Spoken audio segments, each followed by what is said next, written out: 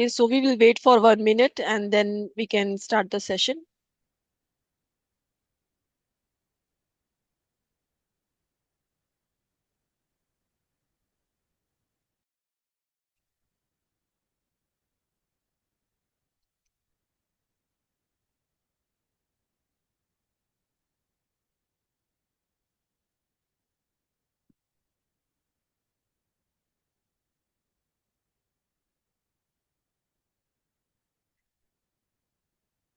Yeah, I'll start the introduction now.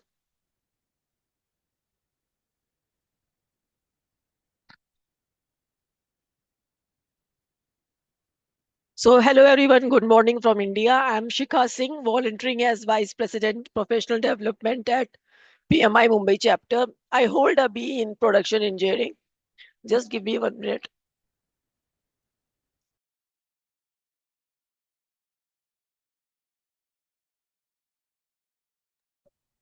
Sorry for my sore throat. I hold a B in production engineering from Mumbai University, Green Belt in Lean Six Sigma and PMP certified from PMI. Professionally, I'm working at LRQA Inspection Services India LLP at Mumbai and having over 18 plus years of experience in operations of inspection services and right now handling global projects. So I welcome everyone for today's PM Forum session. PM Forum PM forums are format used by Project Management Institute PMI chapters for discussion and networking among project professionals. PM forums can be a valuable way to stay up to date on industry trends, learn new techniques, and build relationships with other project managers. So today's topic for PM forum is the power of games to unleash collaboration and creativity at work. And guess who we have the speaker, Mr. Zac Jarrard, who has accepted to present in PM forum on the topic of the games, which we were discussing since quite some time.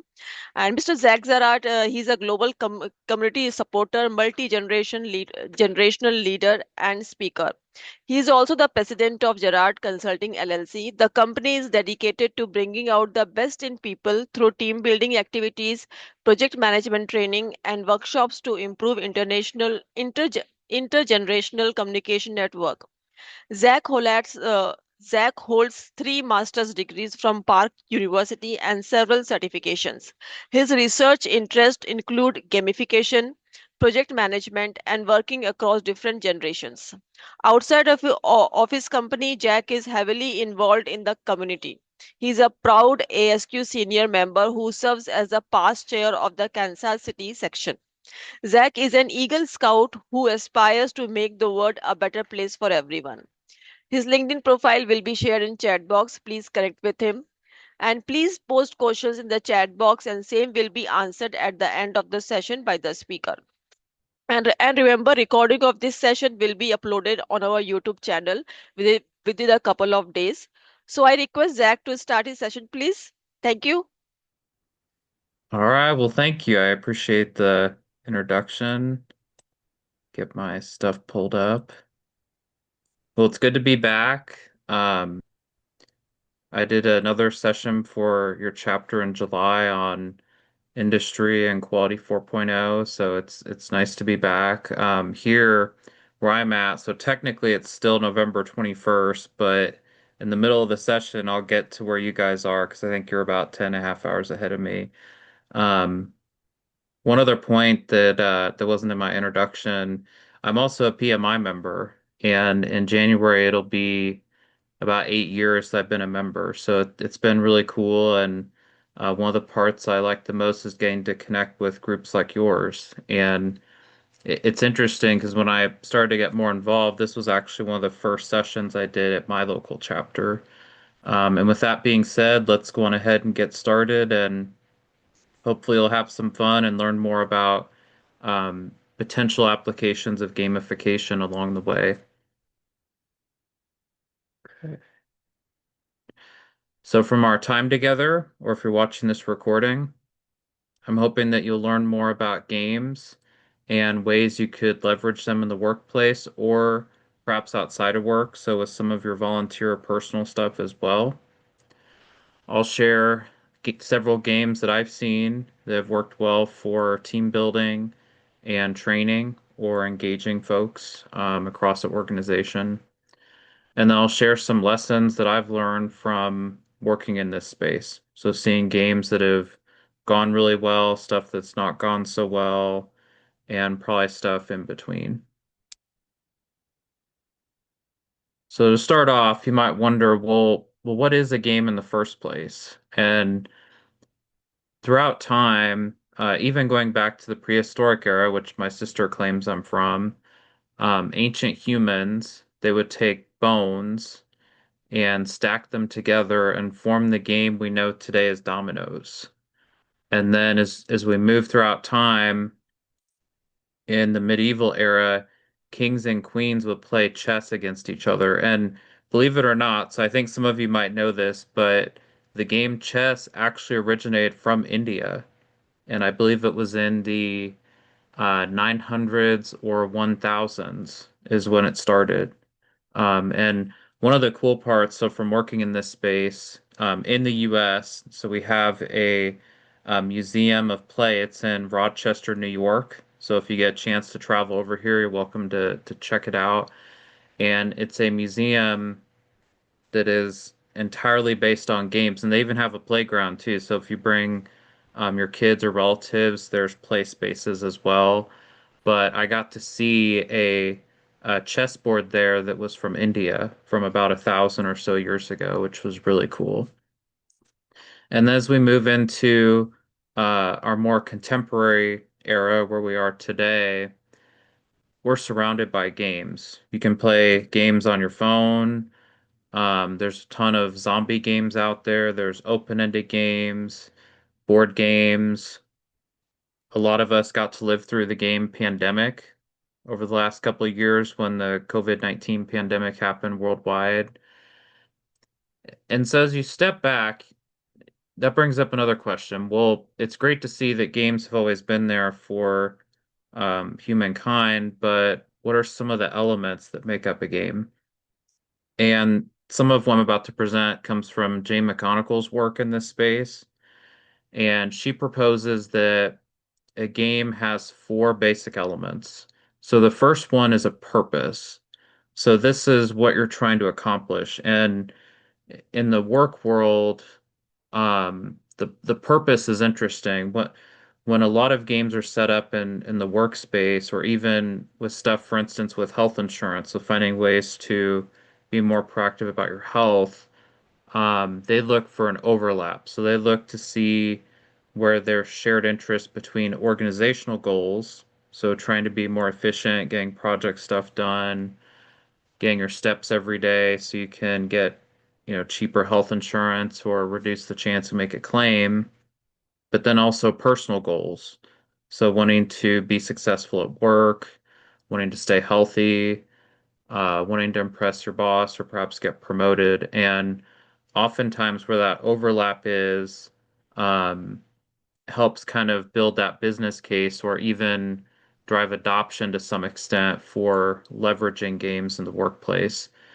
And so going back to purpose, another interesting aspect of it is that the purpose can be very narrow.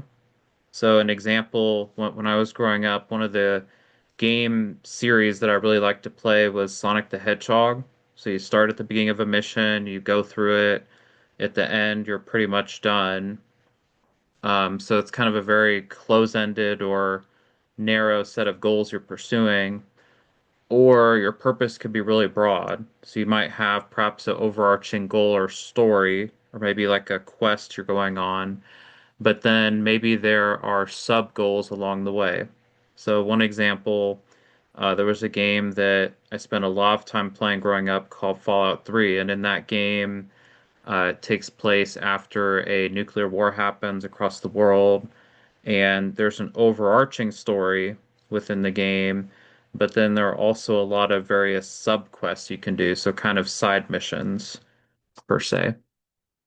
So that's purpose. So the next aspect of a game is players. So these are people that are playing the game, and you could be playing a single player game, so it might just be one person, or you might be playing a team-based or multiplayer game. And that can range from teams of two, four, eight. I've seen teams of 16. And believe it or not, online, I've seen some games that have 64 people or more. Um, Personally, I think that'd be very chaotic to try to manage. I mean, imagine having like 100 people on a Zoom call and you're trying to coordinate them on some kind of massive game you're playing. The other aspect of players too is that it could also be players within the game you're interacting with. So, for instance, there might be AI characters you're interacting with as well, or perhaps maybe assistants. They're helping guide you along the way. The next aspect is rules. So, um, rules set the boundaries for what is acceptable and what's not. So, an example being uh, when you go to renew your certification, PMI clearly lays out the guidelines for PDUs. So, coming to a session like this, as long as you attend, or if you watch the recording, then you should be able to report your PDUs. Um, if you come for, let's say, like 5 minutes, then that doesn't really count from a PDU standpoint. And the interesting part about rules is that knowing what those boundaries are gets people excited. So, for instance, in the US, we have football that's really popular here, and people love to see games come down to the wire. And part of the reason why is because they know what's acceptable and what's not. They know what it means to score a touchdown, to score a field goal, to get a 2-point conversion, to see penalties, maybe sometimes see more penalties than they want.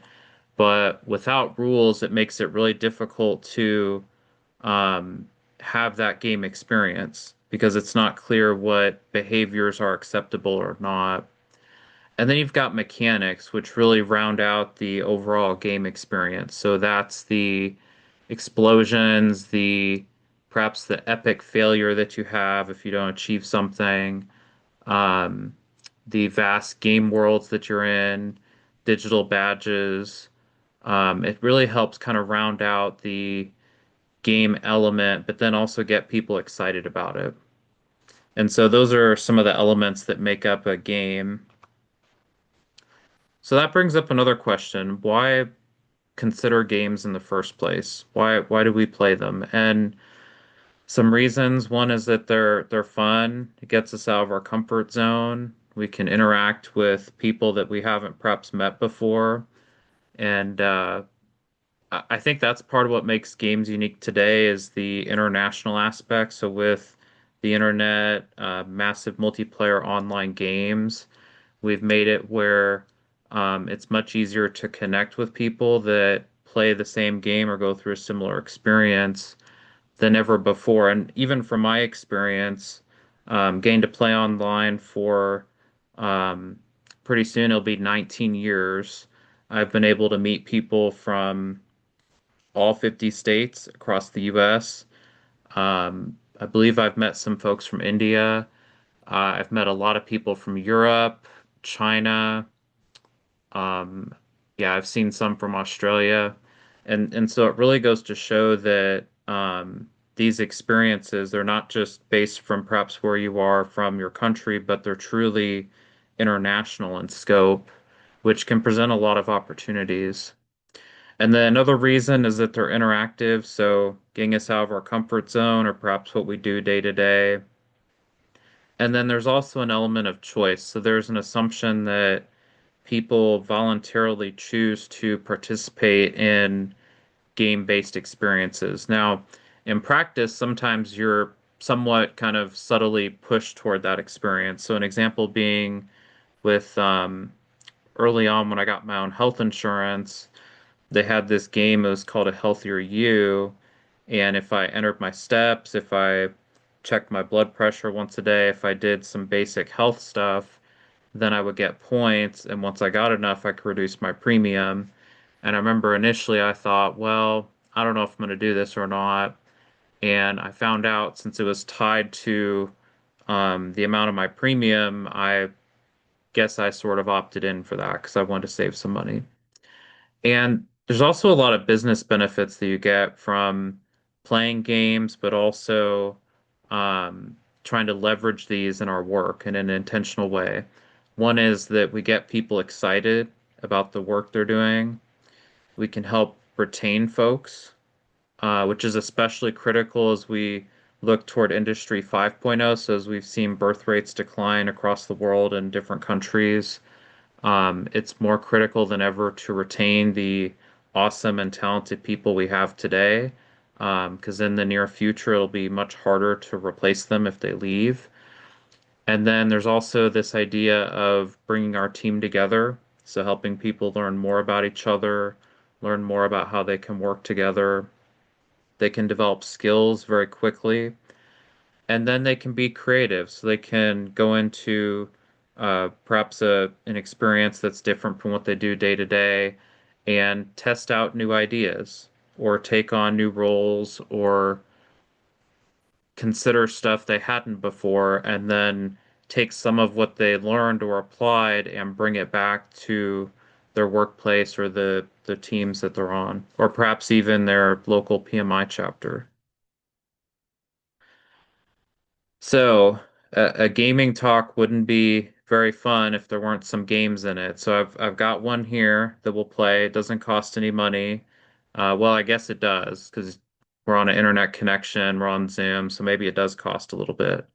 But I want you to take a minute and I want you to post in the chat perhaps an activity or some area that you feel has gone well for the PMI Mumbai chapter over the past year. So go on ahead and take a minute and do that. I know one of them that I think Shika told me about earlier was that you recently celebrated your 30th anniversary. So happy anniversary to you guys. I hope that you got to do some cool stuff this year, and hopefully you'll have many more anniversaries to come in the distant future. So that's one example I know of, but I'd love to hear from some of you. So take a minute. Feel free to post in the chat something you feel has gone well. And if you're watching the recording, you're not out of this either. Feel free to jot some stuff down if you'd like on a notepad or on your phone.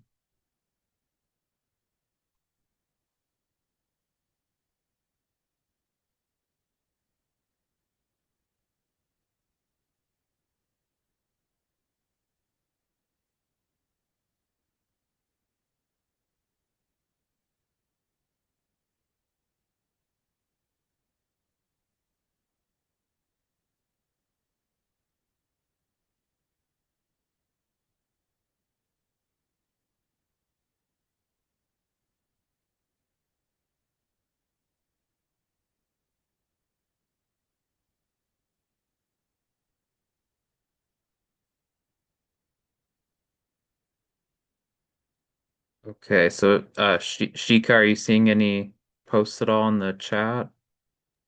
Yes, Mr. Nikit Puria has written that he thinks networking and approachability of members. And Muhammad Sharif says that I am new to this chapter, but amount of events and coordination happening here is commendable. And Vilas Achrekar is writing engagement with chapter members. So there are three Okay, responses till now. that's good. So the networking, which I think PMI is really good at, the different events, and then even just joining. And if if you're a new member, you're really lucky. From what I can tell, this is a very active chapter compared to others across the world. Thank you. Because due Let's to see. single membership, we have lots of new members coming up. Previously, it was only 1,500 and like number of PMI Mumbai chapter members. Now it is like 3,000 plus, and because of single membership, so that is thanks to PMI that launching this program. So because of that, we have got lots of PMI Mumbai chapters who have PMI Mumbai chapter members who have joined, who just joined PMI, and then they are like, okay, then we need not join any chapter, because even I was not aware of that. If you are a member of PMI, you need to join a local chapter also. So now this is mandatory in India and Bangladesh as of now.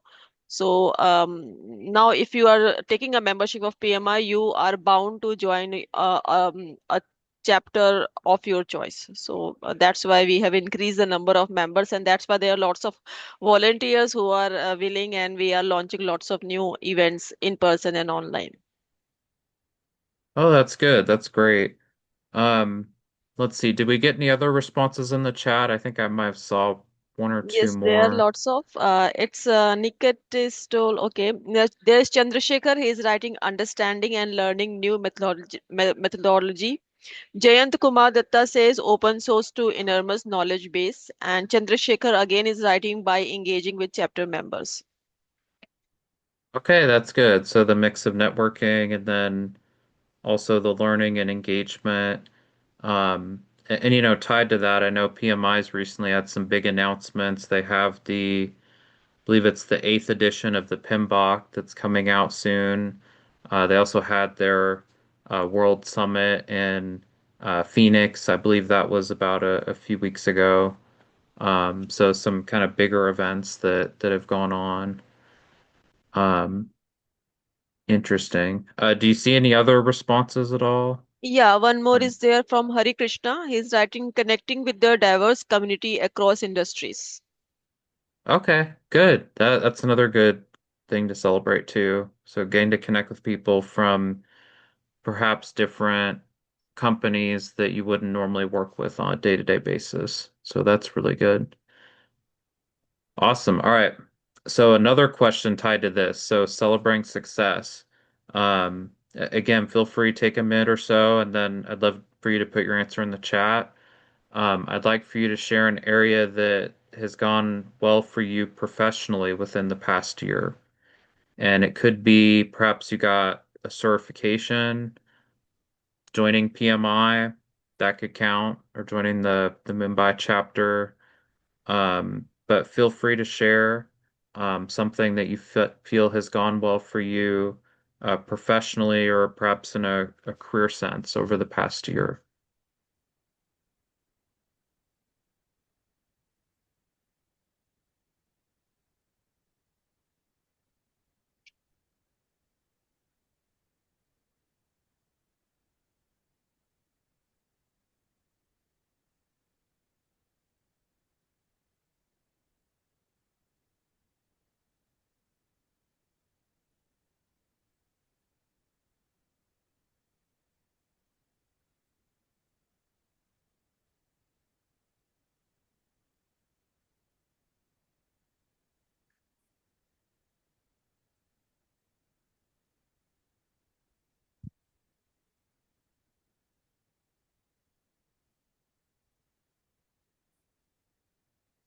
Praveen Kajrekar says its voice. Okay, Niket is interesting. telling Prakalp is our newsletter magazine, and I am part of the editorial committee helping this to build. Purpose is to share information and things that are upgrading to knowledge. And Mohammed Sharif says, just been a month completing my certification and being a part of this chapter, my confidence level really gone to another level. His PMP. And Oh, Vilas, that's good. Congratulations on getting the PMP. yeah, congrats, Mohammed. And Vilas Achekar says, driving technology initiatives in a new role. Okay, cool. So perhaps getting a promotion or moving into a different role that falls within the project management world, that's great. And then I believe the other two responses were kind of geared more toward volunteering with the chapter. Those are important to celebrate too.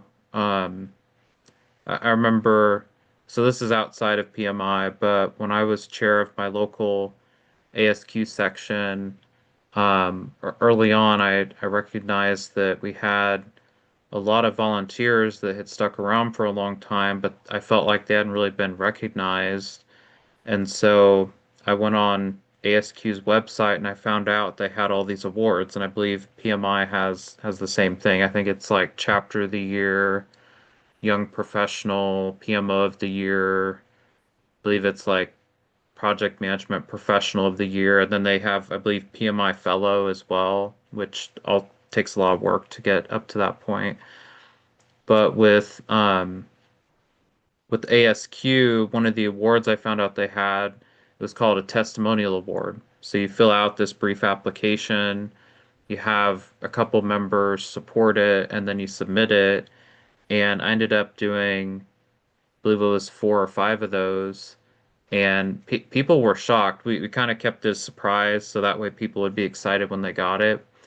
And the first person we did, it was the chair that was before me because they helped us navigate most of the pandemic chaos. And I remember when they got their award, they were shocked. And the funny part is that their employer had sponsored their ASQ membership for years and really didn't say a lot about it. But as soon as they found out they were getting this award, they thought was a big deal. They were like, "Oh, wow, one of our employees or associates is getting recognized." Um, so it just goes to show the power of those awards, and then people remember that, and it's a motivation to keep going or to stay engaged. Um, so that's great. Let's see. Did we get another response or two in the chat? Yes, one more is from Sumit Petnikar. He's writing, I'm in the process of getting my PMP certification. Joined recently, but chapter events are helping me a lot understanding about project management. Thank you, Sumit. Okay, that's good. That's good. So you're starting your journey with PMI and earning the certification. That's excellent. If you want to connect with me afterward, I'm happy to send you some resources to help you prepare. I've helped coach several people through getting the certification, and then I've taught some prep classes. And I know it can be kind of seem a little intimidating, but it's not as bad as you might think. But again, I'm happy to send you some resources if that would help along the way. Great. So it sounds like we heard some stuff that was going well from a professional standpoint. But we'll do one more. I'd love to hear something that you feel has gone well for you personally within the past year. So it'd be like something outside of work. So again, feel free to post in the chat. If you're watching this session on YouTube, you can jot some notes down or perhaps jot some stuff on your phone. But take a minute and think about something that's gone well for you, perhaps outside of work or personally.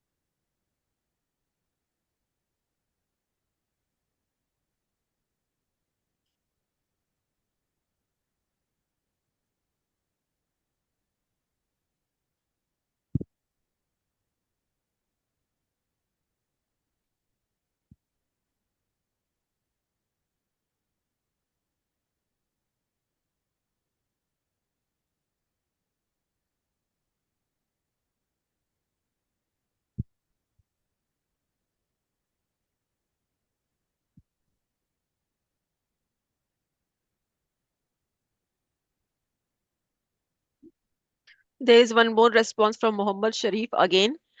So he's writing, I cleared my 20-year home loan mortgage to about 60%, and most of it happened this year. So Okay, well that's good. Congratulations on that. Vilas Achrekar is writing, took up a new hobby, watercolor painting, enjoying myself. And Praveen Kajrekar is writing, connecting internationally. Okay, good. So getting into painting and then expanding your network to be more global. Those are definitely accomplishments worth recognizing.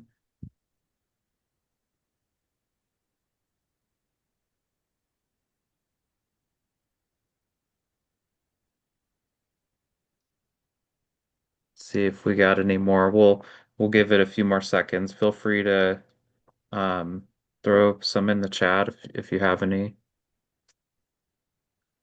Yeah, one more is has come from Chandrasekhar Madini. He is writing, last year I targeted to get senior leadership position in project management after PMI certification, and he got it. So congrats, Chandrasekhar. Oh, awesome. So you got the role you were looking for. That's great. Wish you the best with it. So awesome. Well, thanks again, everyone, for sharing. If you'd like to continue posting, you're welcome to. So, part of the point of doing this activity. Oh, Shika, did we get one more? Oh, yes, there are two actually. One is from Sanjeet Khan. He's writing on a personal note. I'm really happy to share that we welcomed a beautiful baby girl last week. Oh, congratulations on that. It Being a is new so family member sweet. is a big deal. That's really congrats, Sanjeet. Very sweet of you. And second is Chandrasekhar Madini is writing transition from operations to project management role. Ah, good. So joining the quote unquote dark side of project management. I'm just kidding. I'm just making a Star Wars reference. But no, that's great. Welcome to the PM world. Just know that being a part of PMI, this chapter, and connecting with other folks, that you're in good hands.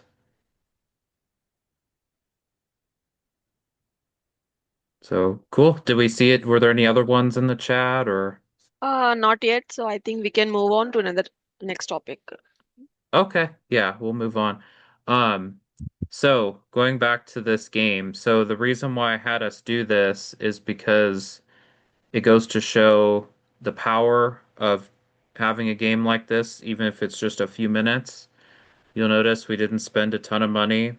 Now, yes, we're on Zoom, we're on an internet connection, you're on a computer, so we spend a little bit of your time. So there's like a little bit of cost, but it just goes to show that there are games out there that can be low cost or very simple to do, even at the start of a meeting for a few minutes, that can drive that engagement and fun. And part of why I have us celebrate success is that I've often found in the project management, the quality profession, and several other industries that we spend so much time looking at stuff that's gone wrong or problems that we don't always spend enough time recognizing the stuff that's going well or those positive behaviors that we want to continue or opportunities that we want to pursue or enhance. And so that's also why I has taken a minute to do this because yes, there's a lot of problems we deal with day to day or week to week or on our projects, but it's also important to take a little bit of time to recognize the people that have helped make it a success up to that point. And it can be brief. You don't have to spend, a whole day perhaps gloating about someone or something, but those small acts of appreciation and celebration of stuff that's going well can make an enormous difference, especially for your team. So as we look ahead, when we think about using games in the workplace, we want to start out with fleshing out our business case. So understanding the why behind why we've decided to use games. And this starts out with defining a problem. So something that's not going well, maybe maybe there's a strength of your organization, you're going to enhance it. There's a change coming from a digital transformation or a project you're working on. And Brian Berkey, so he's from Gartner, and he spent a lot of time using games or applying gamification in different industries and companies. And in his book, Gamify, he talks about three areas where games can really help an organization. And one is helping people learn or move toward new behaviors.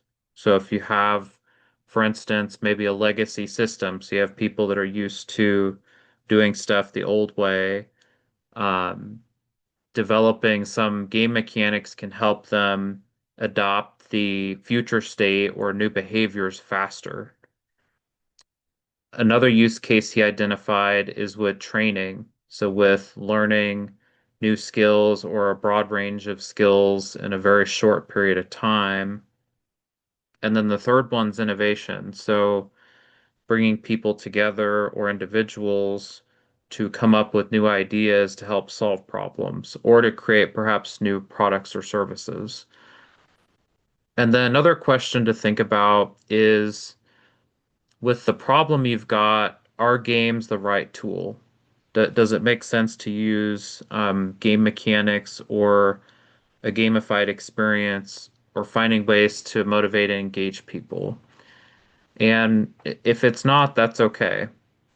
Um, for instance, if I'm trying to get someone to comply with the process or fill out some paperwork, having them go through a giant storyboard of a game might not make sense. Or if I'm just checking in with my team day to day, we don't have to open up Zoom or YouTube, which some of you might be on right now, and see a giant explosion or confetti all over the place. Now, sure, like some people might like that and they might get some amusement, but um, in that example, it could be more of a distraction than getting to where you want to be with that person or, with your team. And then you also want to consider the resources you have. And bear in mind that you don't have to have a lot of resources to have a game experience. We've seen organizations, so for instance, with the Call of Duty series, the companies that develop that, they spend hundreds of millions of dollars every year to develop that game. You've got universities and other organizations, they get research grants of millions of dollars or hundreds of thousands of dollars. You don't have to have that to have a game experience. Now, could it help to have some money in a budget? Yes, it can help. But sometimes we don't always get that opportunity. And then there's some other considerations as well. And this first one is going to sound extremely counterintuitive. Um, when we think about games, we have to imagine it as another tool that we have in our project management toolbox or toolkit. And this might sound, again, really counterintuitive because when a lot of us think about games, we think of fun and play and all this organic and kind of squishy stuff. And really, when you're using gamification, that's really not the point. The mechanics are more of the how. So it's getting you to that point or perhaps pushing people toward the goal. But it's really more about understanding what motivates people, what are some ways to engage them, and then designing the experience around that. And the reason why is because, for instance, and this would probably get me thrown out of your guys' chapter. Um, like let's say instead of me having this session, I could have just came and developed all these mini games that might not have made any sense. So we could have spent all this time playing these games. You wouldn't have got any learning out of it, but you would have fun and you'd walk away and be like, oh, these were really easy PDUs to get. And I'm sure your chapter leadership would be like, oh, we have to put him on a blacklist. He can't come back. Um, so my point with that being that um, you could have all this fun and stuff, but not have any business value out of it. Another example, let's say you do a happy hour. So you get people together, they have food, they have drinks, they have fun. But let's say your goal was to have them perhaps meet new colleagues or develop new skills or go through a questionnaire. Well, if they're not doing it, they miss the real business value of that activity.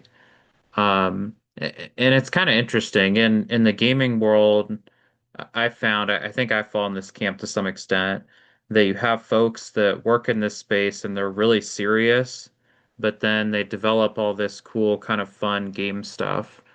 But going back to this consideration, when you're thinking about games, imagine it as a tool and remember that you want to be very intentional about how you use it, because if you don't use it properly, there could be unintended consequences, or it might be used in an unethical way. One example being in China, they actually had a use of gamification that was meant to manipulate their citizens. So trying to get them to behave in some way the government wanted. Now, another important consideration. And this might sound somewhat intuitive from your some of your project experience. Um, when you're thinking about these experiences, you don't always have to start out with all the answers or having a massive resource commitment or time commitment, and it's okay to start small. Um, so, if you're interested in this, let's say you come to this session and you want to explore this further or with your chapter, it's okay to start small. So get a group of people together, perhaps on your PMO or your project team, even at a chapter meeting, and test out a game. Maybe you do a questionnaire. Maybe you do something like project management or quality Jeopardy.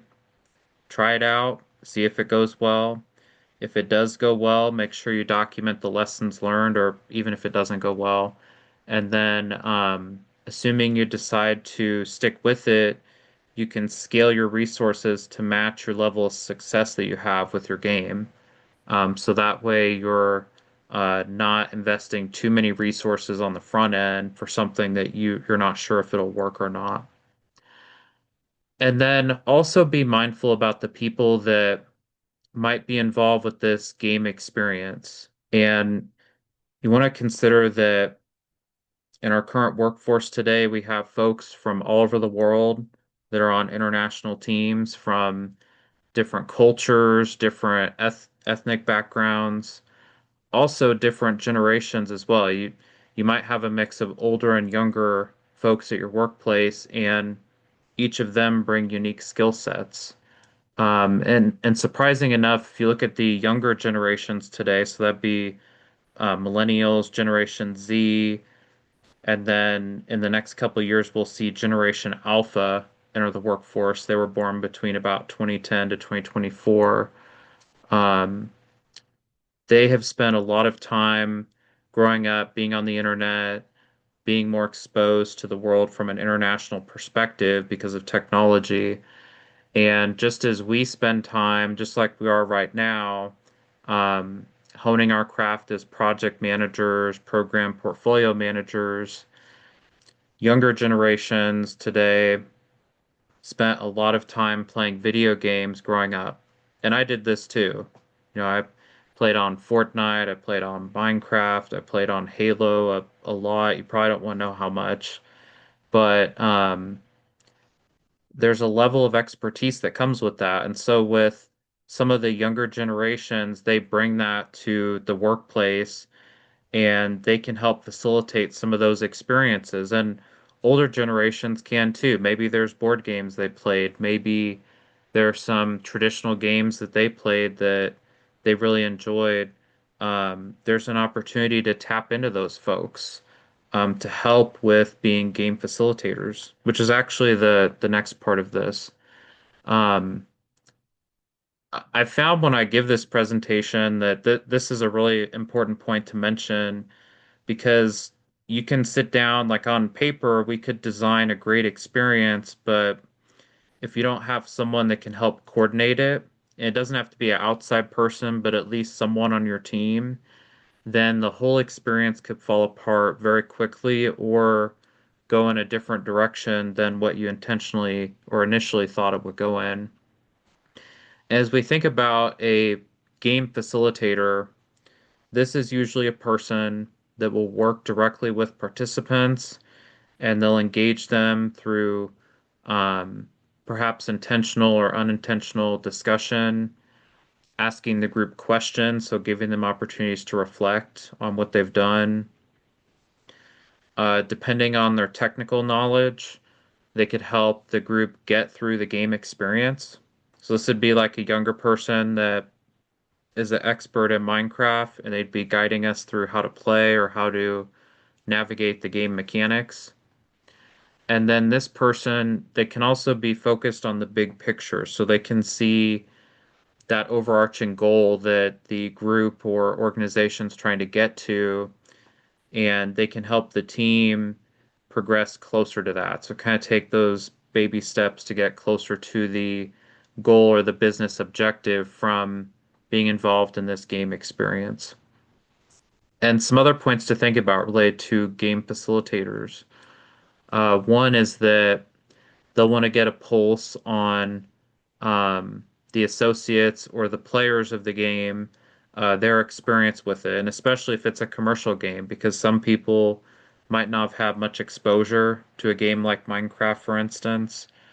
Some might have had maybe a moderate or high amount of exposure.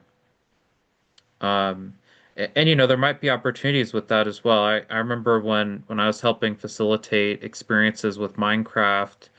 So we had on paper the goal was to have people come into the game, build a city together over a 2-month period. And, that sounds great. But one of the experiences that we had happen, and, I'd never thought about this. Um, for the university I was at, I helped design a graduate class. So it's for, think of students that are 35 or older. And as a part of that, they would play Minecraft and work together to build cities in a virtual space. And so when you think of people that are 35 or older, some of them might not have as much time to play video games because they're working or they have family commitments. And so I got to work as a game facilitator. And interesting enough, I found out that, and this probably might not surprise some of you, is that some of the students would go their kids that were playing this game. They would go to their elementary or middle school kid and ask them how to play Minecraft. And my point in that being is that from being involved in that game experience, we create an unintentional opportunity for intergenerational learning, where we encourage some of the students to go to their kids or some of their younger associates to tap into their quote unquote expertise to learn how to play the game, to be involved in the class. Another point to think about, and again, I think this ties well to project management, is providing a tutorial. So providing a brief walkthrough of the game. It's also important to make sure, especially if you've got technology, that you try to get everyone on one version of the game because different versions might not always be compatible with each other. And with the tutorial, make sure you provide some documentation or videos. And for instance, for the game Minecraft, there's tons of documentation. There's stuff that I think even kids have wrote about the game or tutorials. And then the other part that the game facilitator wants to be mindful of is making sure that the participants stick to the agenda. So they have specific goals, they have stuff they're trying to accomplish. You don't want to let them veer off too far from that, or else they might miss that business goal. You might run out of time, or you just might lose people's focus. So they might be in the experience, and after a while, they'll be like, well, why am I really here? It doesn't seem like we're really accomplishing a lot. And then you might wonder, well, what are some skills that I would need to develop in order to be an effective game facilitator? And I'll go through a couple of them. So this first one, you want to take some time to try to develop a little bit of charisma and then influence or persuasion skills. So as we think about charisma, this is your ability to connect with other people and then find a way to motivate or inspire them. And it's often people that don't directly report to you. So it's people that you're trying to engage with their perhaps intrinsic motivation or maybe external motivation to some extent. And some ways you can do that. So ask questions, ask people about themselves, what they like, their strengths, where they want to be in the future, and find ways to align what you're doing with some of the answers they've given or where that person or that team wants to go. Demonstrating empathy, so showing that you can relate to them, that you feel their pain or that you want to help them. And then also be somewhat optimistic. So have that positive attitude. Now, you don't want to overdo it, but um, giving them a belief that they can do it, that they can go into this game experience or on this project, they can slay the metaphorical dragon or the boss or get to that next deliverable that you're trying to get them to. And you don't have to be the most charismatic person in the world, but by taking the time to ask questions, get to know your team members, and then share that optimism. So help encourage your team to get to where they want to be. You can develop aspects of charisma over time. And then influence is another one that is similar to charisma. Um, and to develop this, you want to get to know your team members better, but then also look at customs and traditions. So look at stuff that your teammates follow. So for instance, maybe there are specific holidays or um, social recognitions that happen in India that you'd want to be mindful of. Um, but then there might also be traditions within the organization too. And then make sure that you're being consistent. So if you go out there, like let's say I was facilitating an experience. So I'm facilitating it and I said, hey, we're going to go to this spot in 10 minutes and do this activity. Well, if I'm not there in 10 minutes and we're not doing this activity, then I've wiped out some of the influence and some of the trust that you have with me because I didn't do what I committed to. So make sure that whatever you're telling your team, that you're doing what you can to follow that, or if you don't, you have a good reason why. Because if your words and your actions do not match, then that'll kill your credibility with the team very quickly. And then another skill that we want to develop as game facilitators is our listening skills. And active listening falls within that. And this is where you listen to what someone says, and then you show them that you heard them in some way. And there's a couple different ways we could do that. We could ask clarifying questions. We could take notes to show that we're listening or trying to capture key points they said. Maybe you take a recording as long as they're okay with it. And then make sure at the end, so once you've listened to what someone has shared, try to provide a summary of it or try to perhaps add something. Be like, hey, I heard that you mentioned this. Have you thought about that? Or have you thought about this? Or it seems like this is missing in what you said or what you're thinking about. And as much as you can, make sure that you're present in that moment when you're listening to them. So for instance, you'll notice right now, I'm not on my phone. I'm not playing on something else. If I was doing that, so if I was sitting here on my phone like this, looking away, then I would lose all the credibility I have with most of you probably very quickly. And some of the key points to think about with regards to active listening and being a game facilitator, there's no problem if you want to take a few notes from someone and then ask clarifying questions. And believe it or not, there's actually been some studies done that when you go to apply for a new job or position, if you bring in a notepad and if you take notes, that tells the person interviewing you that you're really attentive and detail oriented, so it can actually play in your favor. Um, if you're not sure about what someone said or if you have additional questions, there's no problem throwing out clarifying questions. So trying to understand more of what that person said. And then as much as you can, try to reduce the distractions that you have. So try to not be on your phone or juggling different tasks at the same time. Because the way our brains are hardwired, we're generally hardwired to focus on one task at a time. And so if we're constantly switching between tasks, it makes it hard to do any of the stuff that we're trying to do very well if we're constantly jumping between some of the tasks that we have. And then another skill is taking some time to find ways to engage folks. And this could be really simple. So we did one earlier, taking a few minutes to celebrate success or what's going well. You could have folks near the beginning of a meeting perhaps share a hobby or some random fact about themselves. So something that they perhaps people wouldn't know just from seeing them on a meeting like this or meeting them for the first time.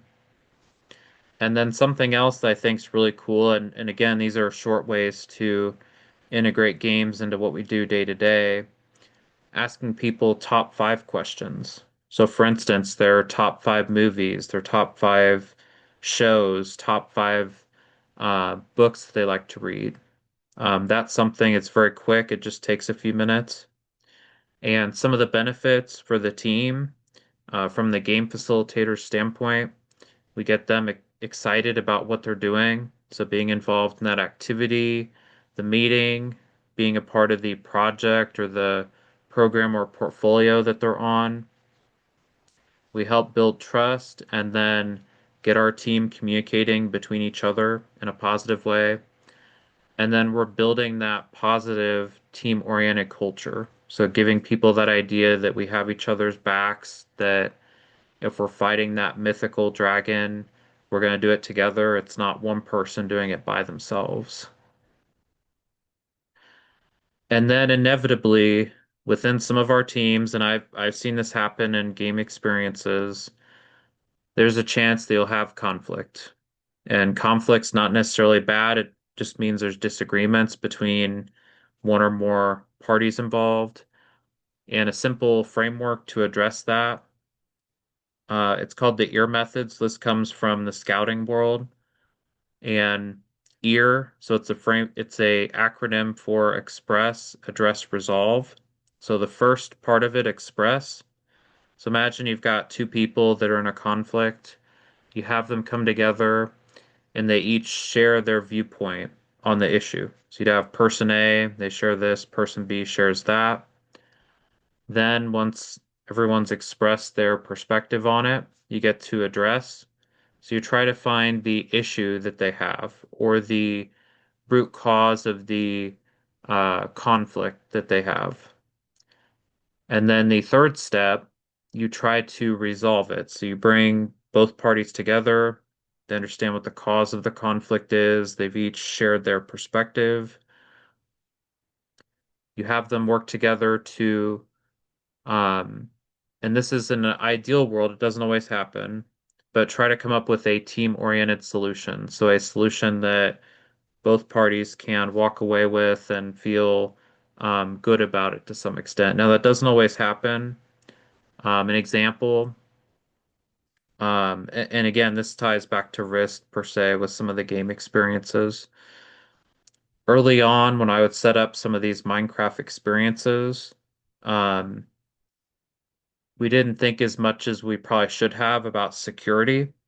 And so in our virtual server that we had, we didn't realize it, but we had it wide open. And so we would have random people join and try to attack it. And something we did very quickly to address that was create a whitelist. So just restricting access to who could get in and who could not to mitigate those attacks. Um, but then we also had times where there would be conflict between some of the people within that experience. So again, taking the time to use the EAR framework, but then also recognizing that some conflict that could happen could be unintentional. So no matter how much you plan, there might be something that comes up that you just didn't think about. And one of those, so earlier I talked about the positives, so the intergenerational learning.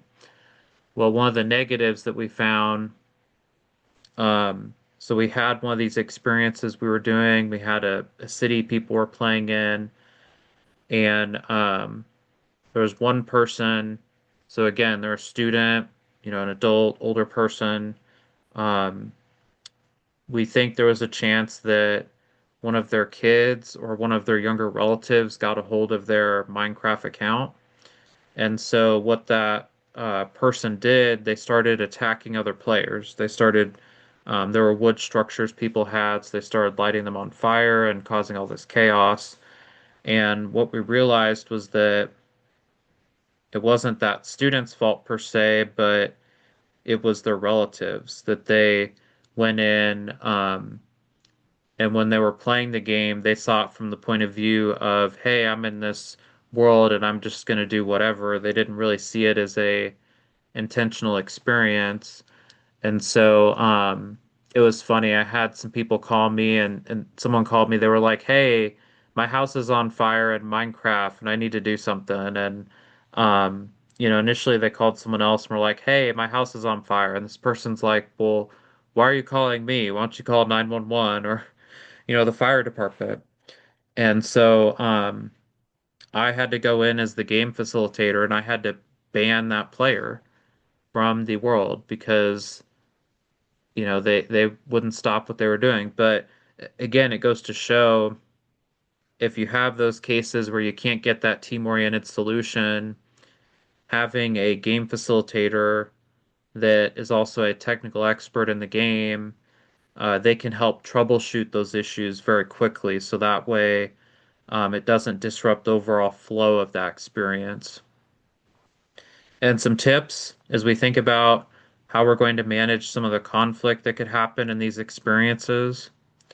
The first one is that if you have this conflict happen, you want to give people space to share their viewpoints. So another conflict that happened, um, so in the game Minecraft, there are villagers that spawn within it. So it's sort of like natives that are within the game. You can trade with them, you can interact with them, and what some players do is they will go and they will attack a village. They will take all the stuff out of it.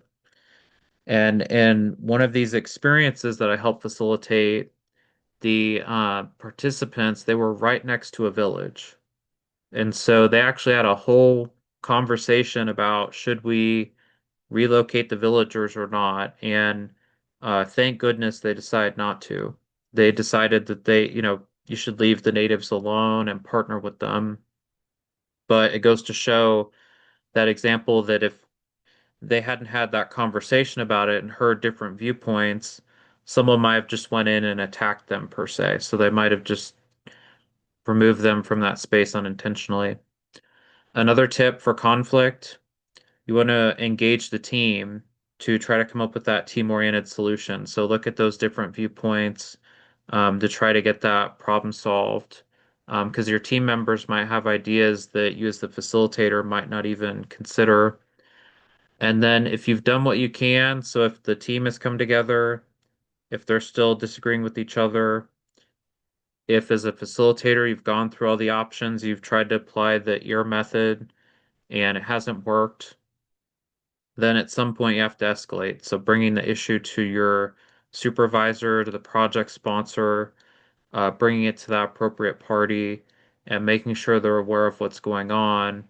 So that way hopefully the issue could get addressed very quickly. And again, it's not an ideal solution, but if you've done all you can and it's not enough, then at some point you have to get someone else involved to help address it.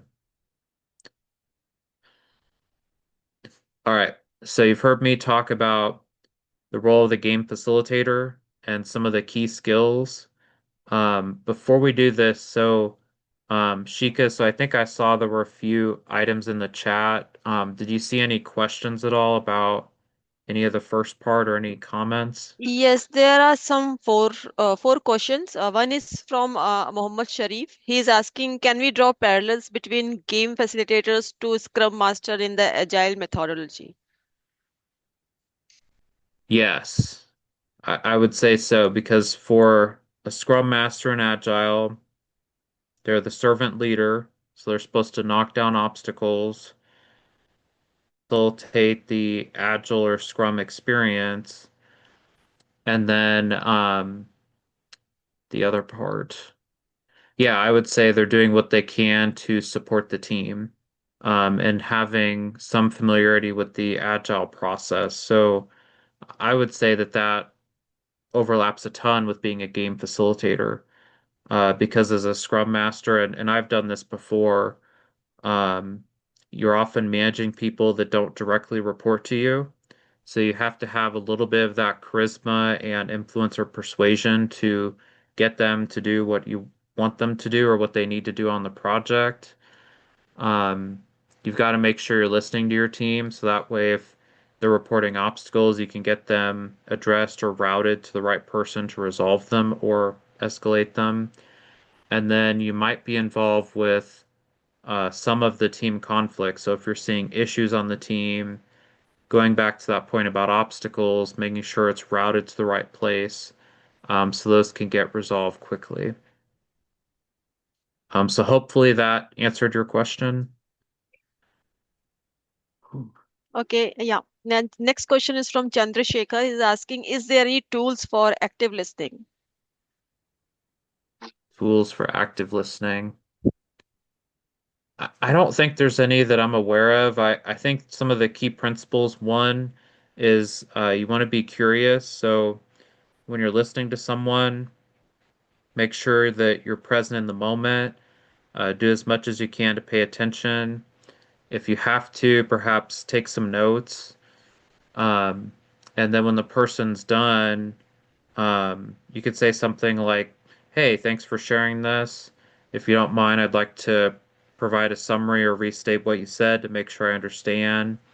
And, state your summary or, show them your notes. Be like, "Hey, I wrote these notes down." And then at the end, say, "Does this seem accurate? Is there any information missing?" Um, that would be something I'd suggest. And then just asking questions, to make sure that you understand what they said. Next question is from Mitakshara. She's asking how to deal with audience who don't want to participate. Okay, this is a good one, and I've had this happen before. So you have an audience and they don't want to participate.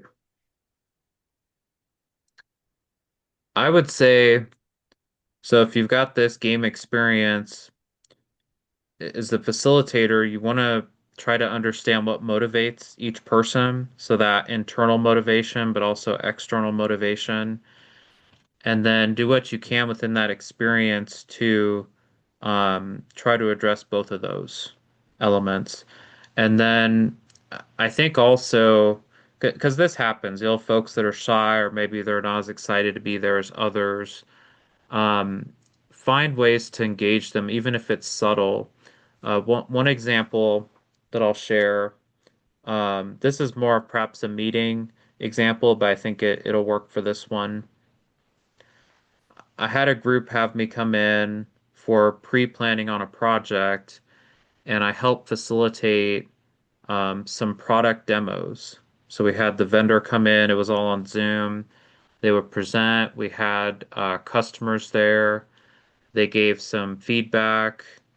Um, we had all recorded, and then that helped our leadership team decide which vendor to pursue.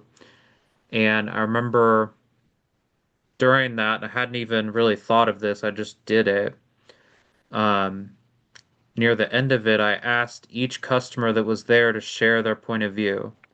So that way we didn't have one or two people dominating the conversation. And I remember one of the senior leaders there messaged me. They were like, "Hey, this is great. Just keep this going. Let everyone share their point of view." Um, so going back to your question, finding those opportunities where you can get people engaged.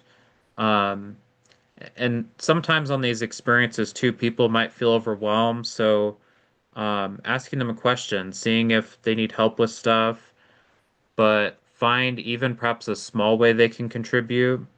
And even if they feel a bit uncomfortable, I'm sure down the road they probably won't regret it. So hopefully that answered your question, but I do agree that that can be very difficult when you have a hard time getting people to get engaged when they do not want to be.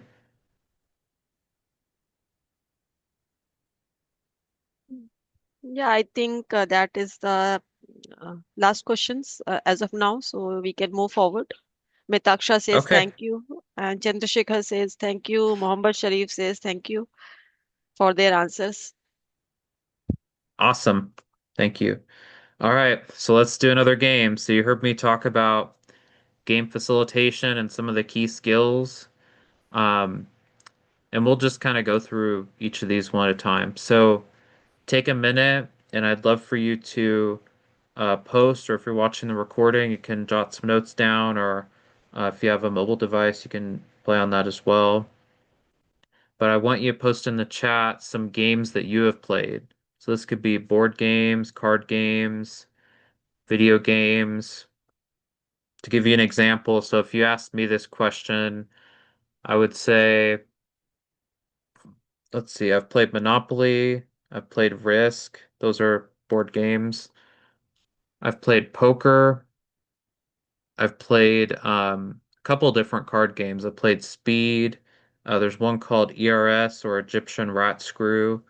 It has a weird name, but it's not as weird as it might sound.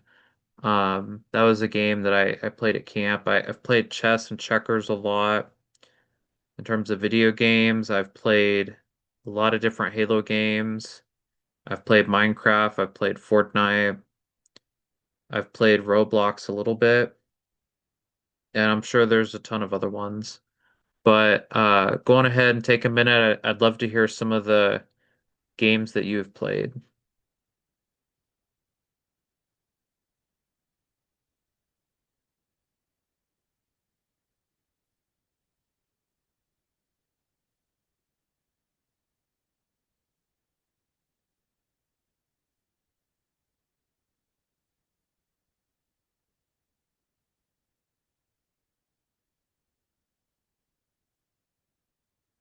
Okay, so Shika, are we getting any stuff in the chat? Yes, Mohammed Sharif says it's Mario, Sudoku, ton third-party shooting games, and Mitaksha says I have not been a games-heavy person. Usually, storytelling and light humor helps me carve the way forward. Light psychometric quizzes have helped me. And Aderemi says Sudoku, Jayant Kumar, Max Pine, Sumit Pednekar, cricket. Okay, interesting. I remember I was helping someone, I think they were from India a couple of years ago on their resume, and I actually learned a lot about cricket from them. They told me they had helped lead a team and all this stuff, and I remember I had them make a kind of like a section on their resume to help elaborate that, to help show some of the skills they had developed from that. So that's really cool. And then, yep, third person shooter games, um, those are good as well. Um, and then Sudoku, I think I believe that's a word game. So some people they might have also played the game Scrabble is another one. Kind of more of a word game. So cool. Do you see anything else in the chat at all? Any other Uh, games folks have played? Cricket was the last one, as of now from Okay. Sumit. And Sanjeet Khan says cricket on ground, chess and Ludo indoor, COD and PUBG video game. Okay. That's good. So so PUBG. So I think that's the Battle Royale game. And there are a ton of those today. Okay. Mitaksha Well, again, thanks. Mitaksha says again that feed forwards for real-time issues help people open up. Okay, that's good. I think that's really good.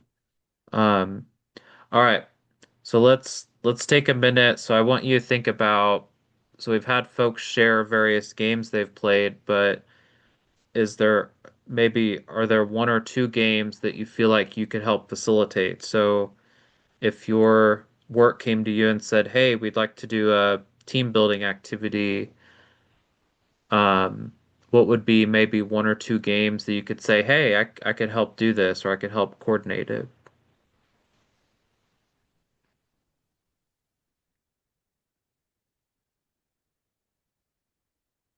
So we'll give it a minute. Feel free to post in the chat.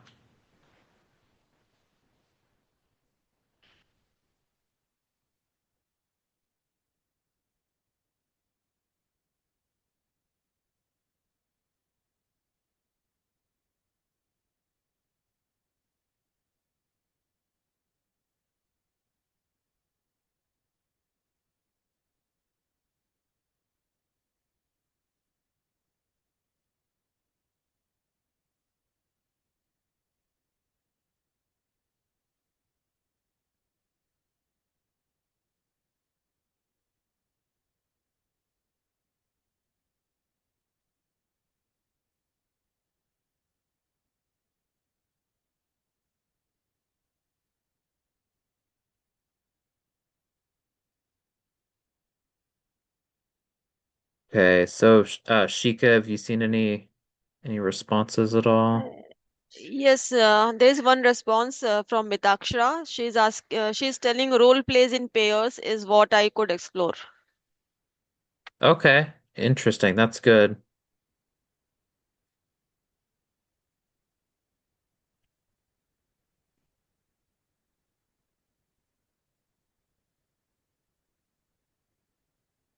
That's really good. And if folks are a little shy on this, that's okay because I'm sure when most of us got into our roles, we didn't think about being a game facilitator or helping facilitate team building. I think that's fine. Uh, I kind of fell into this boat too. I remember when I helped set up some of the experiences I had with Minecraft. I remember early on, um, just being surprised at how I was able to coordinate those because there's almost two pieces to it. There's one of being able to guide people through the experience, so kind of like the leadership and facilitation aspect. But then there's also the technical aspect. So getting people on the right version of the game, having them have the right technology, so the right computer to run it, um, helping people with the controls, the usability or basic questions. Um, and sometimes those could be separate. So sometimes on a game experience, you might have a more technical person that can help with kind of the nuts and bolts or the navigation or setup of the game.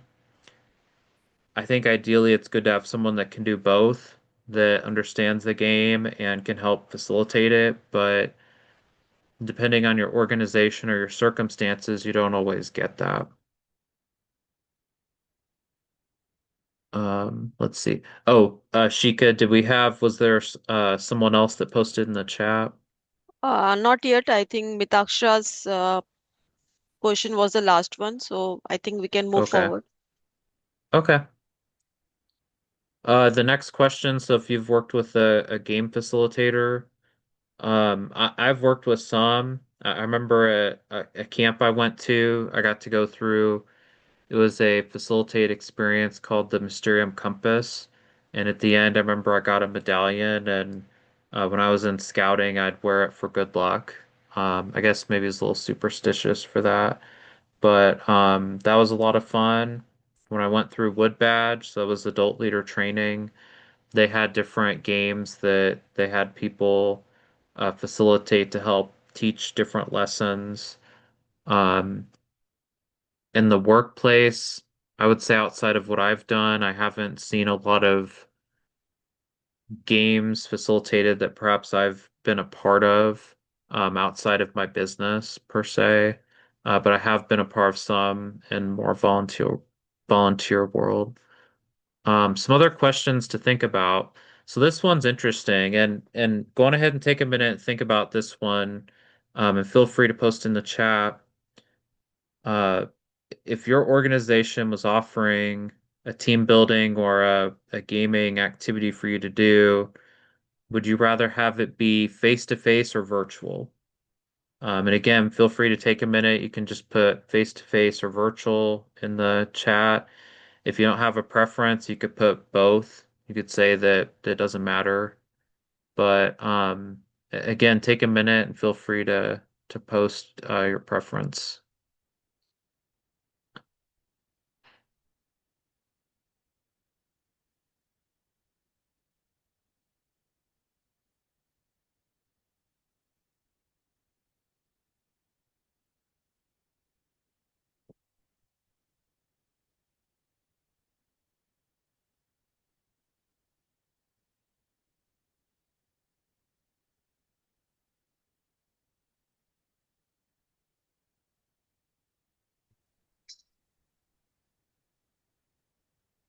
Okay, Shika, are we seeing some responses? Yes, Mohammad Sharif says face to face, more interactivity, and Sumit Pednekar says both, but face to face is more preferable. Adrami says face to face, more bonding. Vaishali Rampurkar says face to face, preferred. Praveen says any. Mitaksha says face to face is always better to foster productive human connections. Problem solving is improved as people feel involved. Rajesh says most of the times teams are not co-located, so presume virtual is the option. Chandrasekhar also agrees that in person is good idea. Oh, thank you. So it's kind of a mixed response, and I think it's interesting. There's a recognition of the power of face to face.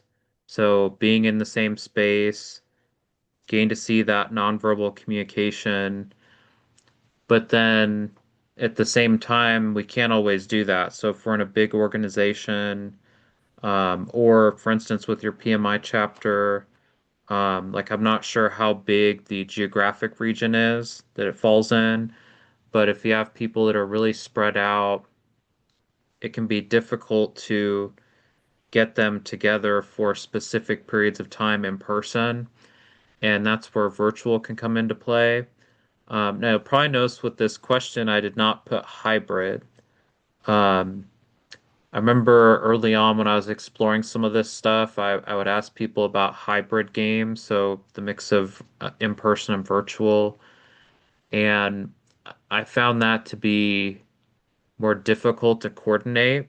So I've usually suggested that if you're thinking about game experiences, to either do one or the other, to try not to kind of mix the in-person and virtual, because that can add some more complexity. I'm not saying it's not worth doing, but there's just more coordination that has to go into that experience per se.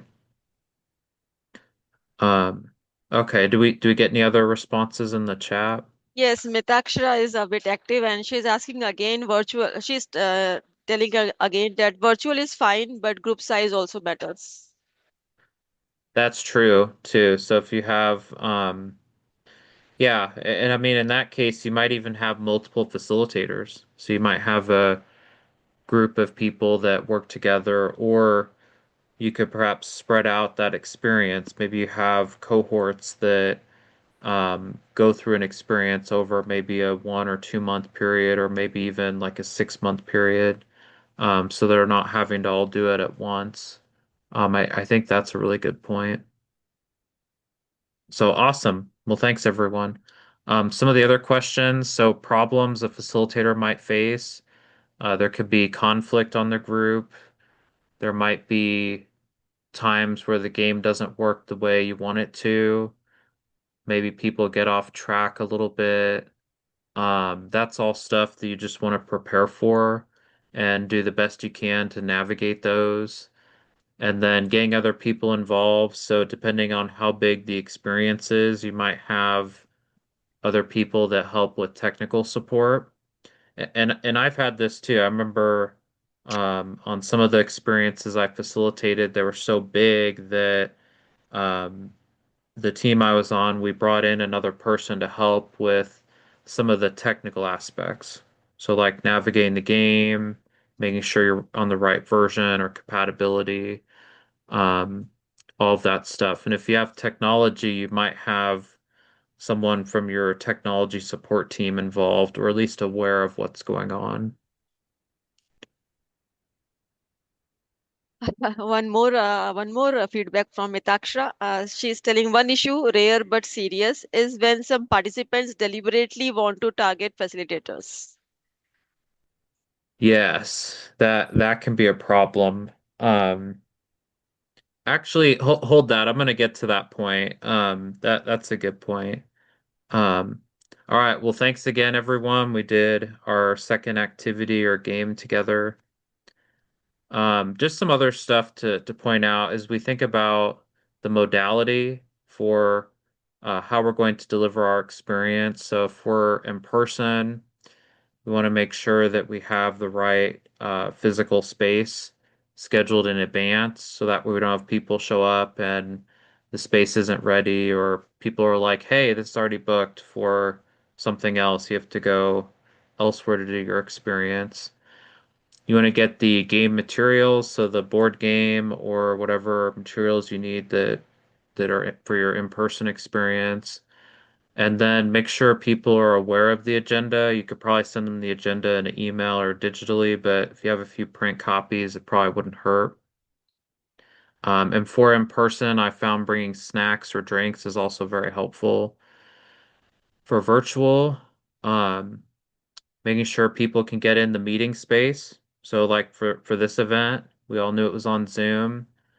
Um, I've had some times where, and this was unintentional, where I would schedule a meeting and for some reason, so I would be in Zoom, some people would join there. I'd have people join on Microsoft Teams. I found out with some kind of issue that if you send out a calendar invite, it'll automatically default to Teams, whether you want it to or not. So I quickly took that off and it fixed the issue. Making sure you do testing, so making sure screen sharing was working. Make sure your game is ready to go. People know how to play. And then once people get in, they're in the virtual space, they're interacting. You want to continue to monitor how they're acting and then talk to people and have them share kind of how they're feeling or what they're doing when it's appropriate. So, for instance, if they just jump in and it's 5 minutes in, um, doing a check-in like right when you start or whatnot, it might disrupt the flow of what they're trying to do or how they work together. And for virtual, you might consider some prizes. So maybe like a raffle or, if someone goes above and beyond, maybe they get a prize to help motivate the team to get more involved or engaged. All right, so we've talked a lot about the facilitation, and then we've given some consideration to modality. So, assuming we've done all that stuff, we have our business case for our game. Then we can flesh out our mechanics a little more and some of our plan. And as we think about our game experience, the setup time is important. So, if we're in person, getting that space that we need, perhaps getting some food and drink, getting our board game or the stuff we'll need in person.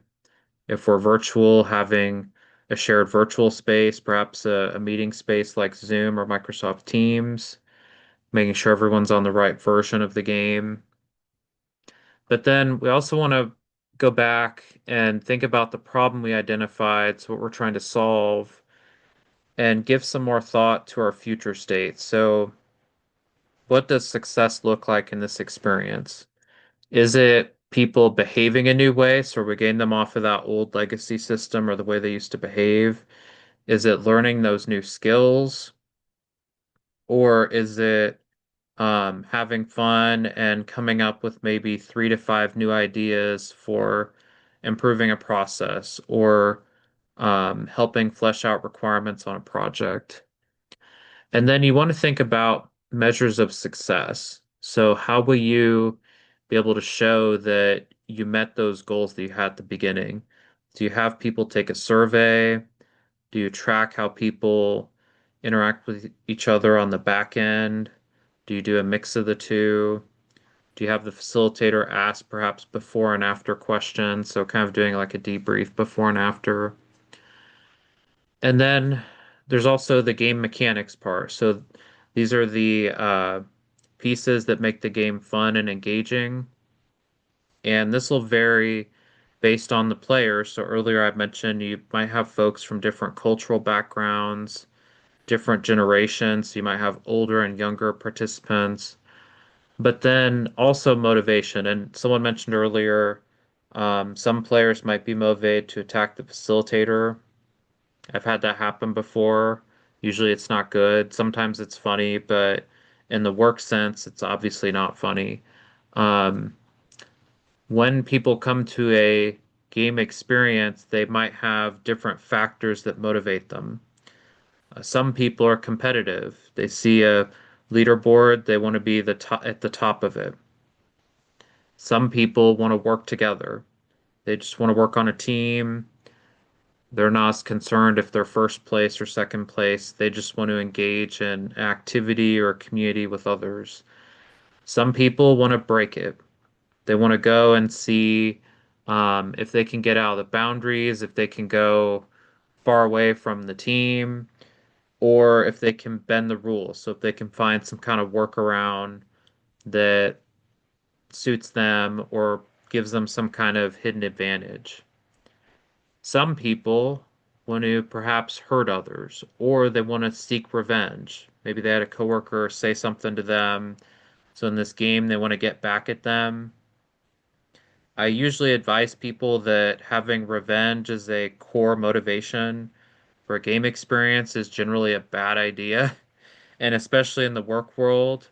Um, we want to have some element of professionalism, so going into a game experience and trying to get revenge is generally a bad idea. But I mention it here because that might be a motivation people have that you at least want to be aware of. And some examples of game mechanics that have worked. There's digital badges. So for most of you, if you have a PMI credential, you might get a badge that says, "Hey, I'm CAPM or PMP certified." And believe it or not, there's actually been a lot of research done about digital badges and motivation. And people have found that getting those badges can motivate people significantly. And, to give a real example of that, there's a company that used to be local to me. It was called Cerner. They got acquired by Oracle. And they had associates from all over the world that would travel different hospitals and they would help them with their technology to help manage records or patient data. And the company had a problem. They had associates that would travel on airlines or hotels that were not within the company policy. So it's costing them all this money because instead of going to, let's say, Southwest Airlines, people went to United or American Airlines to get those rewards points for that free flight or perks or whatnot. So the chief information officer at the time, he developed a dashboard where you would go in and enter your travel information for business travel. And if you comply with the Cerner policy, you got a digital badge. And I swear it looks like it's from Mario. It's just like this giant star in a circle with gold on it. And you might wonder, well, how motivating is that to someone? Or, what effect could that have, giving them that badge? So the CIO, he spent $10,000 on developing this experience and the dashboard. And within 1 year, Cerner saved over $2.1 million. So because people wanted that silver or gold badge that looked like it was from Mario, that motivated them to comply with the policy, and they saw compliance soar significantly. Um, they had another issue with time cards. They took a similar approach. They used digital badges, and again, it proved that um, because people wanted that badge, even if it didn't have a monetary incentive tied to it, they were more willing to engage in those behaviors to get it. So to comply with the travel policy or time cards or whatnot. Um, monsters having an open world, those are other examples of mechanics. The one part I will say though is that you want to be careful with the mechanics you have and especially thinking about the experience. So for instance, like most of you are here watching this, you're watching the recording. Well, if you're watching the recording and during that, um, let's say you had like a digital person running around in front of it, the video, or if you were here right now, if you were getting chased by zombies in a game, um, probably wouldn't be very engaging per se from a business or following along from this session point.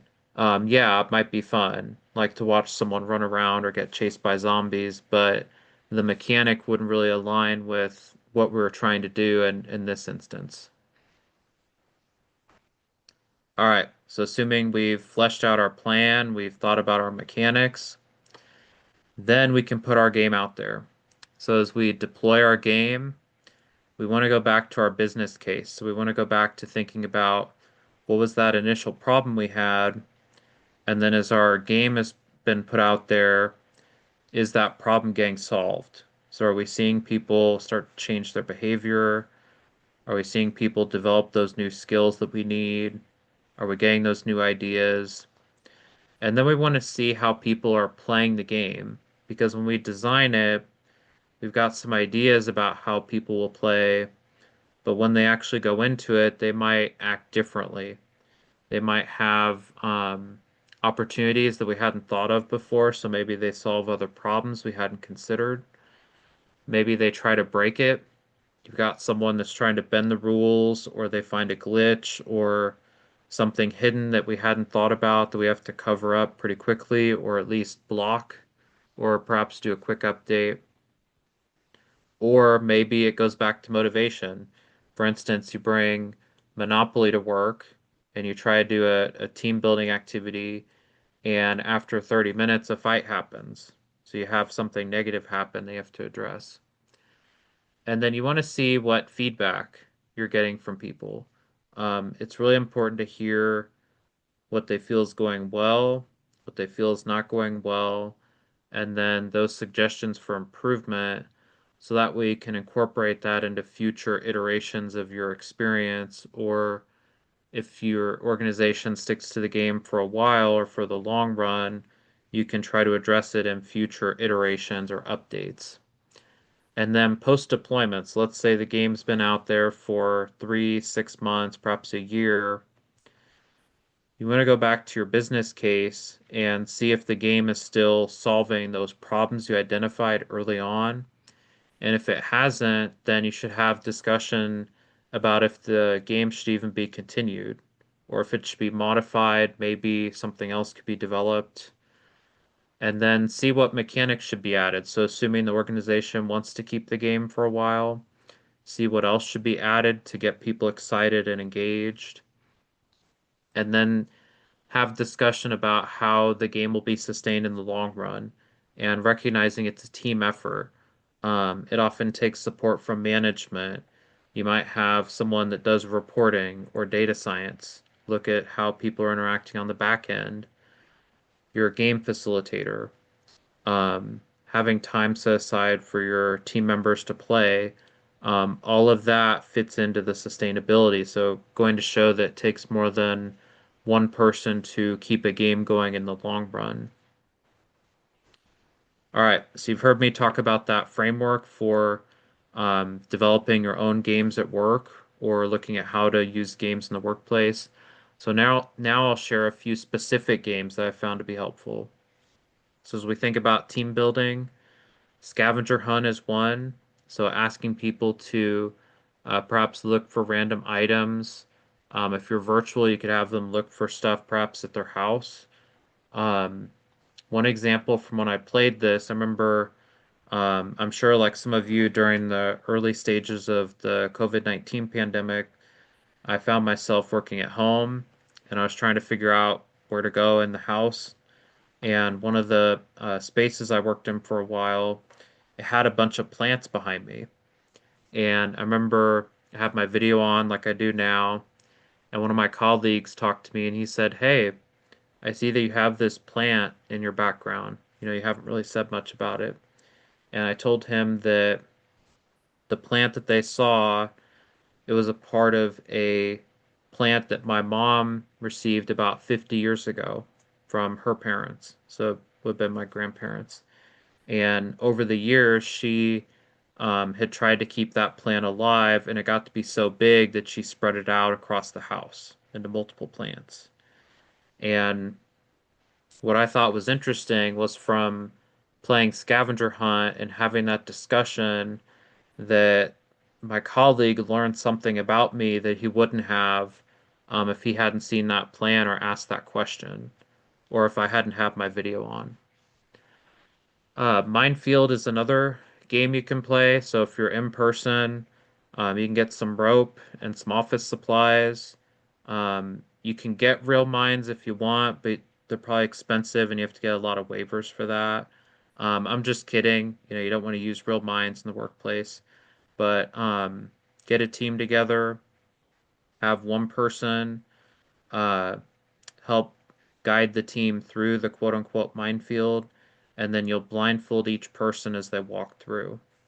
And what this game helps teach people is trust and also communication. And they have this idea that if someone will guide me through this minefield, they'll have my back in the workplace or outside of that experience. And then game show is another one. So Jeopardy, Family Feud, that stuff, it's relatively easy to find templates for it online. Those can be a lot of fun. You can learn stuff about people that you might not know on the surface or if you work with them day to day. And there's a lot of benefits from engaging in these activities. One is that they're really good icebreakers, so you can learn more about your colleagues and associates very quickly and in a fun way. You can also get teams to that performing stage. So as we think about stages of team development, you've got forming, so people have a lot of energy, they're not really sure how to work together. You've got storming, people have disagreements or they're not sure which direction to go, so they're scattered. Then you get to norming, where they start to work together, they resolve some of the conflict. Performing, where they're at their peak, everyone's doing what they're supposed to. And yes, the last stage is adjourning. So once your project is done or whatever work you've done, eventually the team goes their own ways. But it's important today, given all the change we're facing, all the projects that our organization wants to get done, that we get our teams from that forming stage to performing as fast as possible. And especially also given the pace of change and in the US and I think in other countries, we've seen this decline in trust between employers and employees. And so, if we have more turnover than we did in the past, anytime you bring on a new team member or a new leader, you go back to that forming stage because you've got to onboard that person. So doing some of these activities, it helps speed up the time between forming to getting them to where they need to be from a performing standpoint. And then you also build that trust and credibility. So it's that idea that if I have your back in a game experience, so if I help guide you through a minefield, or if we slay a dragon together, that I'll have your back in the workplace. And this is critical today. If you think about from a cultural standpoint, if you've got more turnover, so in the past, a lot of organizations they would treat team building as a once a year activity. They would do this big activity or something small. Sometimes it wouldn't be facilitated well. So you'd have all this fun engagement, but no business value. Well, today with our teams constantly changing or having to go from one project to another, we have to treat team building as an ongoing activity. We have to take the time to intentionally cultivate and sustain those relationships, or else our teams will fall apart. We'll see our performance decline. And again, that's one reason why you want to engage in these activities, even if it's just brief, even if it's 5 minutes at a meeting here and there. Doing these can make an enormous difference in our organizations and especially with retention and engagement. And then there's a lot of different games for skill development. So a couple that I'll highlight. One is telephone. So you have someone start with a message, they share it with someone, then they share it with another person, and then eventually gets to the end of the chain. And what you find is that the message that someone had at the beginning is often different than the one that's at the end. So, from playing telephone, it helps you practice communication and listening skills. There's also plane crash, and I hope this never happens to me if I fly anywhere, but you're on a plane, it crashes somewhere, you have all these items, you have, a couple, let's say, like you have a medical kit, you've got water, you've got electronics, you have your gaming console because you play a lot of games from attending this session. You have a, um, what's something else that's random? You have something that can fix a car. So you have these list of items and you have to go through and prioritize them. So you have to see that plane crashes, what's the stuff I'll need to survive? And from playing this game, it helps you learn prioritization. So thinking about what's the stuff that's most important to get me to where I want to be. And then also creativity. So looking at different stuff and saying, well, hey, I've got this item. What are some ways I can use this to survive and thrive beyond this plane crash? And then there's the game Minecraft you've heard me talk about on and off throughout this session. It's a digital game that mimics Legos. So imagine Legos, but in a computer. It first came out in 2009, got acquired by Microsoft in 2014, and it has over 100 million players that play it from across the world. And it's really incredible. There's a whole lot of skills you can learn from it. They even have an education edition. So for elementary school kids, they have lesson plans that were designed from all over the world to help learn a broad range of skills and lessons. And to be frank, I think it'd be really cool if they had a section on project management. Because just as a lot of us kind of fell into the roles that we have, wouldn't it be cool to get young people excited about this stuff, about managing projects, leading people, helping our organizations build that foundation to thrive in the future? And some benefits for our organizations and our staff from engaging in skill development games. One is that they can learn a ton of skills in a relatively short period of time.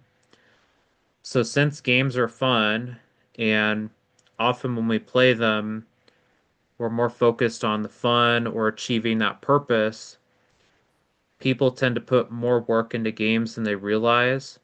And so from that, there are all these positive, unintended skills that people learn from playing games, and a lot of those can apply to our workplace.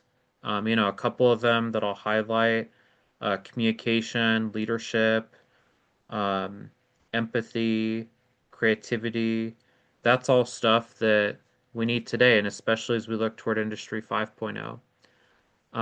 We can engage and retain our young associates. So I mentioned earlier, you've got millennials, Generation Z, Generation Alpha. Um, After Alpha, you have Generation Beta. They've spent most of their lives playing games, and so they'll appreciate seeing um, game experiences at work. Now, it doesn't mean you gamify everything. So it doesn't mean they come to like a chapter meeting and like fireworks go off and confetti um, or whatnot. But doing small stuff and being intentional about those game experiences can make a big difference, and they'll appreciate that. And then you can also develop your next generation of leaders. So by having them go into some of these game experiences, take on some of those leadership roles, it allows them to practice being a leader on a project or an organization, and they can also reflect and have an opportunity to fail fast. So if there's stuff that doesn't go well, they're failing in a relatively safe space, so the cost of that failure is low, but then they can also learn from it. So they can reflect and see, what's the stuff I need to do to get better as the leader. And there's even governments that recognize this, the value of some of these skill development games. One of them, it's close to where I live, the U.S. military. So they have a group that spends $80 million or more a year to develop military simulations. So that way troops can learn up to 85% or more of the skills they need to be combat ready. And they use simulations like some of these skill development games so that way they can reduce the risk if something goes wrong, but then so they can learn the bulk of those skills in a safe environment. And if they mess up, they can reflect on it so they get better when they do it in person or when they do it again. And yes, I haven't forgotten about all of us. There are some games that are specific to project management that are really cool. There's actually a whole lot of games that fall within Agile, but one of them that I'll mention, some of you have probably done this. playing Scrum Poker. So you get a team together, they look at agile stories, they talk about them.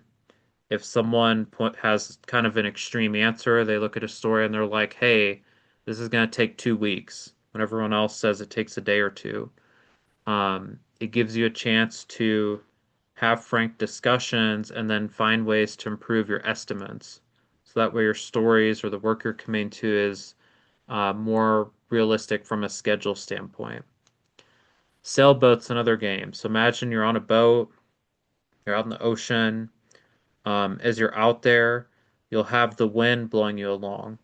So those are your opportunities or the stuff that could go well on a project. You also have anchors, or maybe you run into rough waves or perhaps a rock. That's stuff that could go wrong or some of your risks.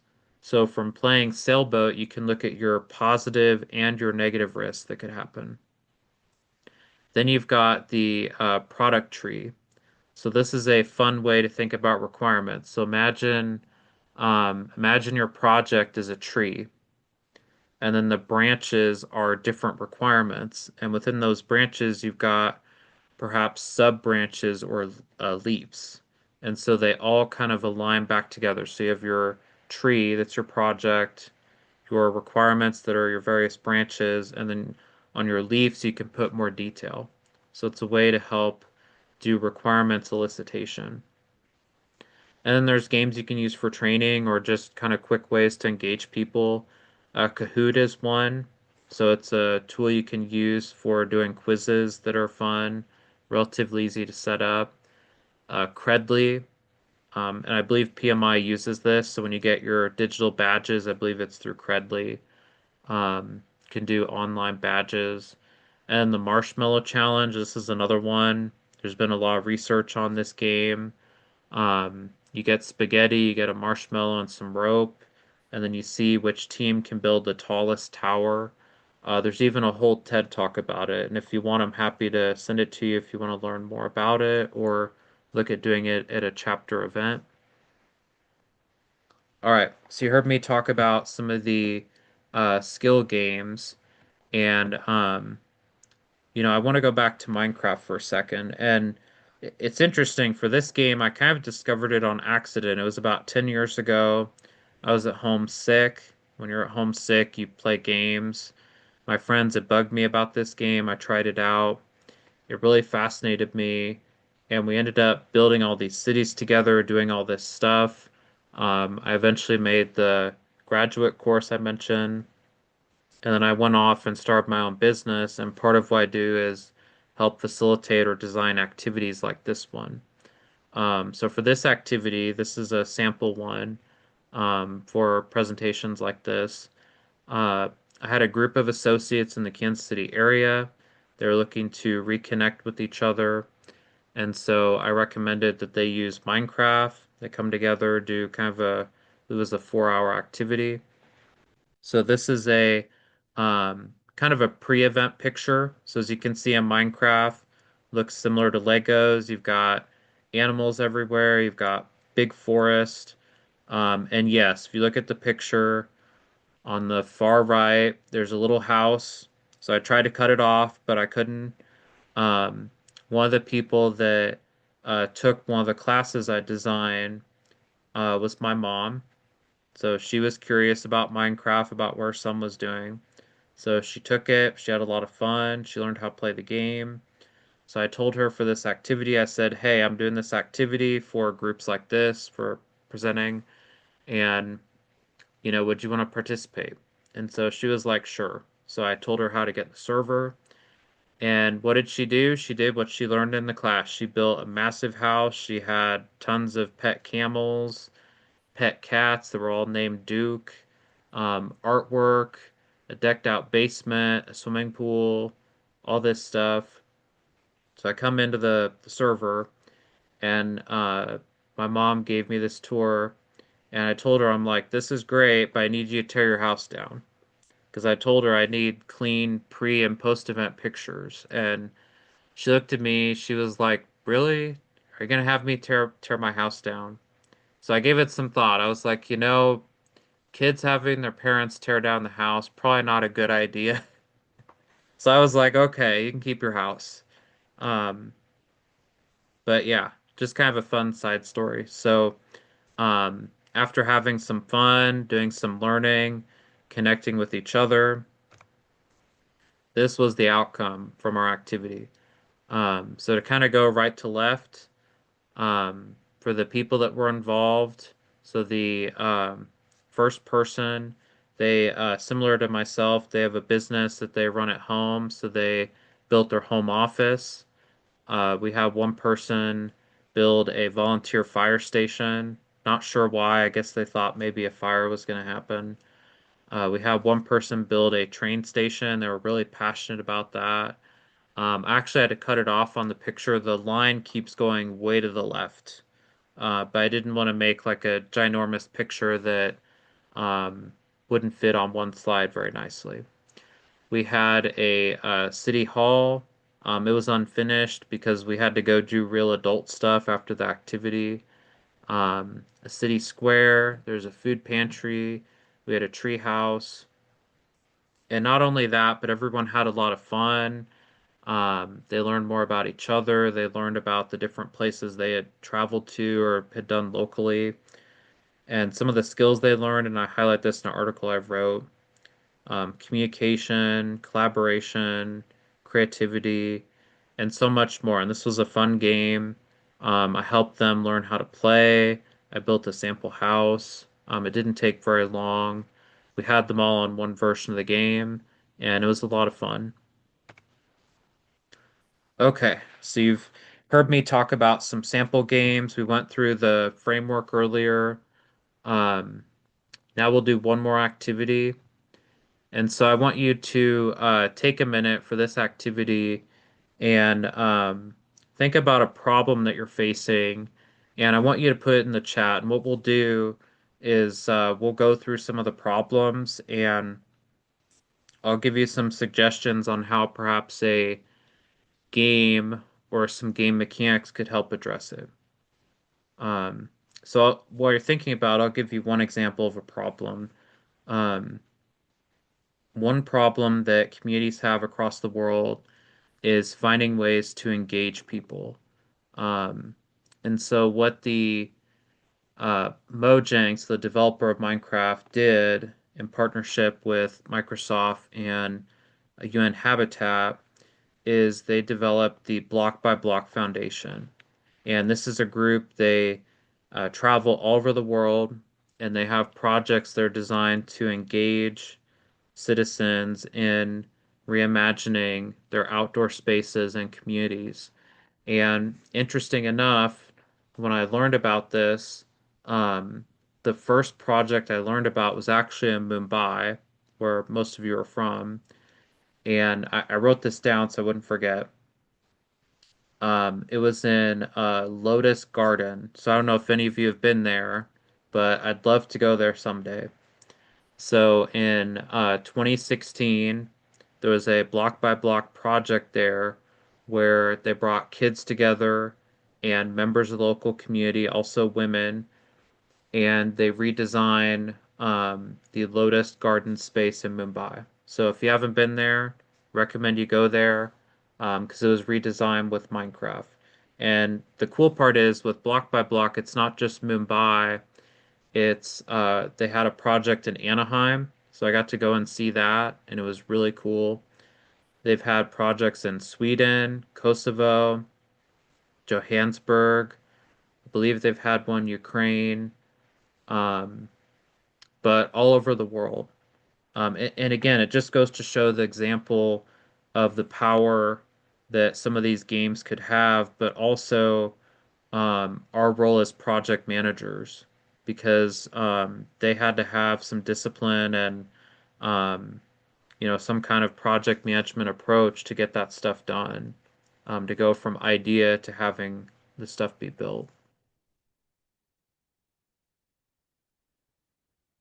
Ooh. Okay, so Shika, do we see any? Are there any problems at all in the chat? Yes, as of now, I think you have asked them to pick a game for your work. And meanwhile, we have three questions, so I will read one by one. First question is from Chandrasekhar. He's asking how to handle some participants disturbed during virtual meeting intentionally, taking out of content, how to handle this type of issues as project lesson. Okay, so how to handle someone that's disruptive during a meeting or an activity. Um, could be a couple different ways. One might be that you give them a second to say what they want to say, their piece, so give them that chance to feel heard, and then maybe come back and say, okay, you've said your piece, now let's refocus on the meeting or let's move on. Another approach you could take is setting a timer. So maybe give them 30 seconds or a minute to say their piece. So that way they don't have a chance to ramble. Another way to address that is that depending on what they say and how disruptive it is, that maybe you step in as the leader and cut them off. Again, I'd say that would be situational. If you have a specific question about that after this session, I'm happy to look at it, but I hope that helps. Next question is from Mitakshara. She is asking if facilitators themselves aren't comfortable with games as a mode, how do they make team building activities effective? Any alternatives? Okay, so they're not comfortable. Hmm.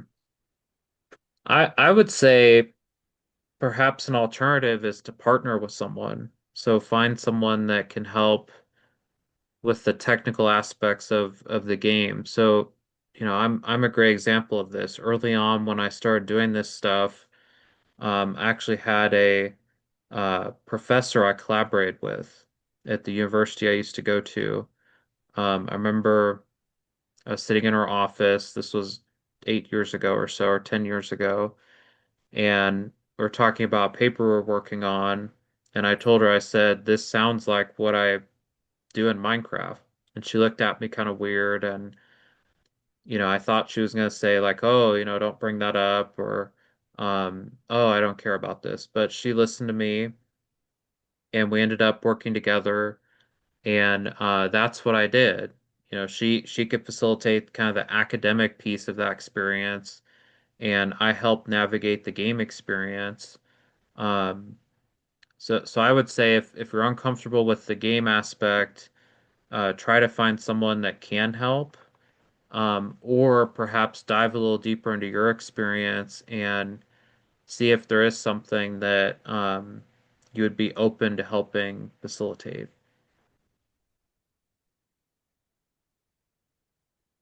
That was the last question as of now. So I think we can start with the activity. Use a game at work. Okay, yeah, feel free to post in the chat. What are some of the problems that you're facing? Um, and Shika, I just wanted to check, are we doing okay on time, or are we run a little close to the end? We are, yeah, we can extend as we discussed. So 10-15 minutes Okay. is fine. Yeah. Okay. I just wanted to make sure I wasn't having us go too over.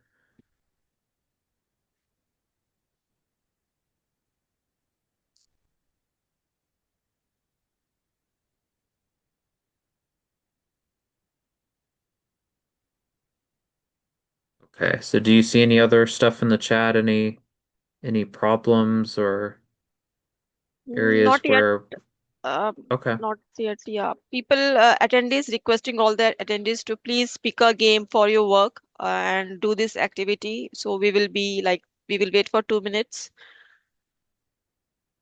Okay. Yeah, or share a problem that you have. So it might be you're trying to facilitate project meetings and people aren't speaking up.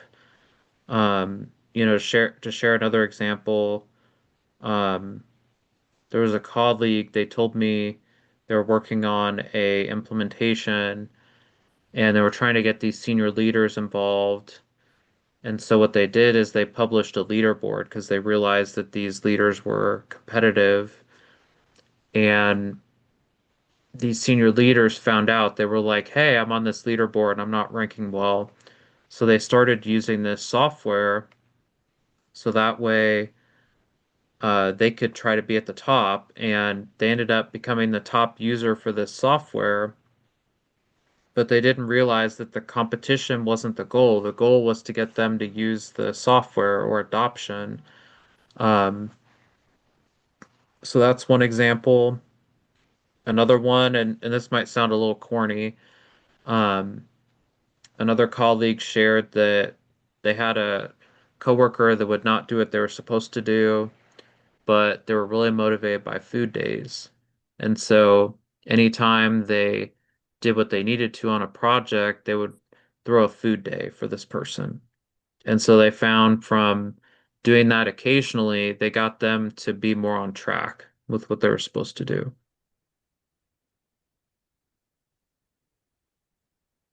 Whew. Okay. Do you see any other stuff in the chat?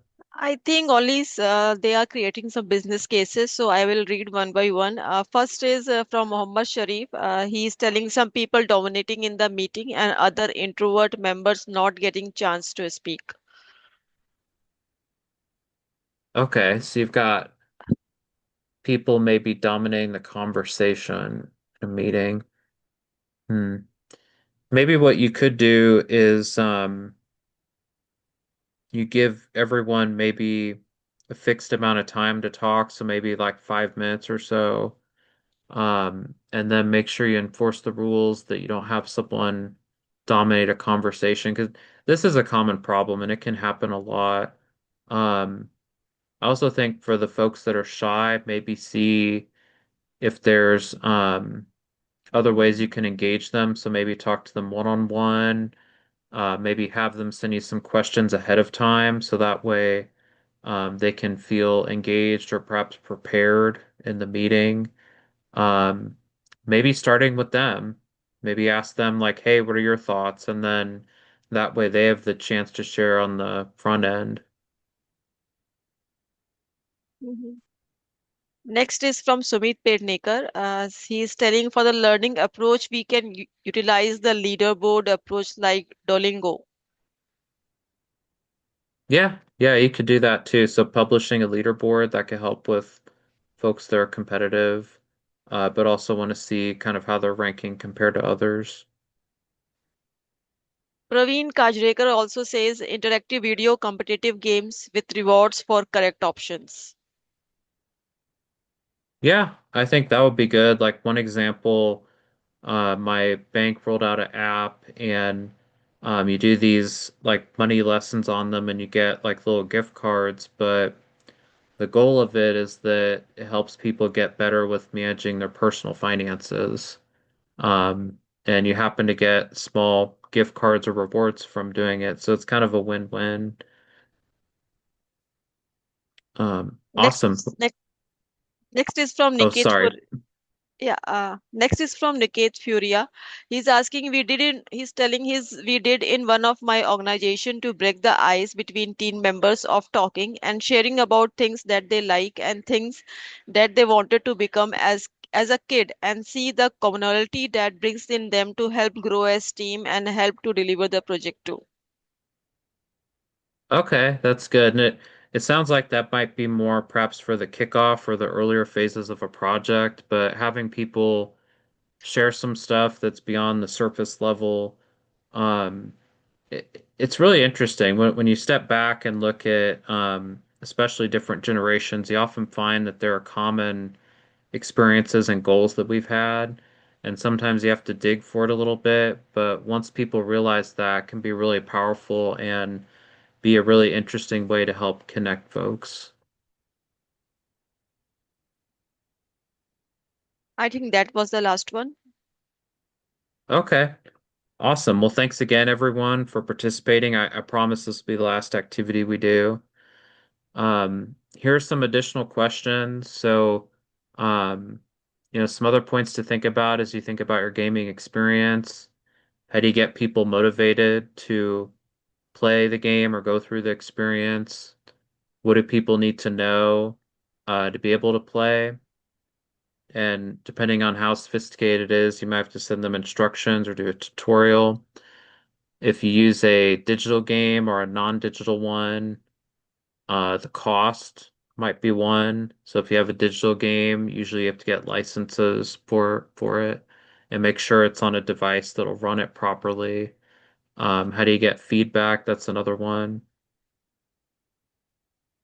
So as I step back from working in this space, some of the lessons I've learned from trying to leverage games at work or in other avenues, one is you want to understand the why. So understand why you're using games, what the problem is that's being solved, and how games can help solve that problem. And then recognizing that we have other tools. We've got generative AI, we have an organization like PMI. We've got a lot of talented folks that are here or that are watching this recording. You can tap into some of them, and games just happen to be another tool that we have. It's not necessarily the end all be all for all of our problems, but it can be a very powerful tool if we use it properly. And that's okay to start small. So, test out a game at a chapter meeting or perhaps a lunch and learn, and then scale your resources to build on your success. And if you're not successful, that's okay because it's a pilot, and there's that idea of failing fast. So it's better to fail fast than to keep throwing money and resources at something that isn't going to work.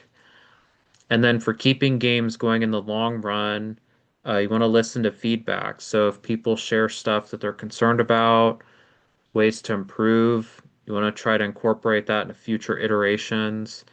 Recognize that it takes a team to keep a game going. So management support, perhaps IT, game facilitator. And then part of what makes this unique today is the fact that with digital games, they're much easier to scale compared to uh, physical or board games. And being able to scale the game experience, it allows you to connect with other teams, but then also realize the benefits in a much broader way. So it could be cost savings, training, changing behavior. Those are massive opportunities for organizations and also project teams. And as we look ahead, so the last time I was here in July, I talked about future jobs for this year. Um, these are, I found some updated data on some projections for 2030. So as we look at some of the top occupations, so project management's on there. But what I think is worth noting is that for pretty much all these occupations, you can learn a lot of the skills from playing games, from engaging in these game environments, from being creative, working with other people. And then even for some of the top skills of the future, of course, AI is going to be at the top, but we still need people that can be creative, that can develop resilience, that are curious, can ask questions, but then also be leaders. And you can learn all of those skills from playing games, but also by engaging with others and being in a group like PMI and being involved with a chapter like the PMI Mumbai chapter. You can pretty much learn most or all of these skills through a mix of those. Oh, and here's some additional resources. So from beyond our time together, and I'm happy to send you links for these if you're interested, or a copy of the session. I talked about the book Gamify earlier, and then Jay McGonigal. So those are the books that they have.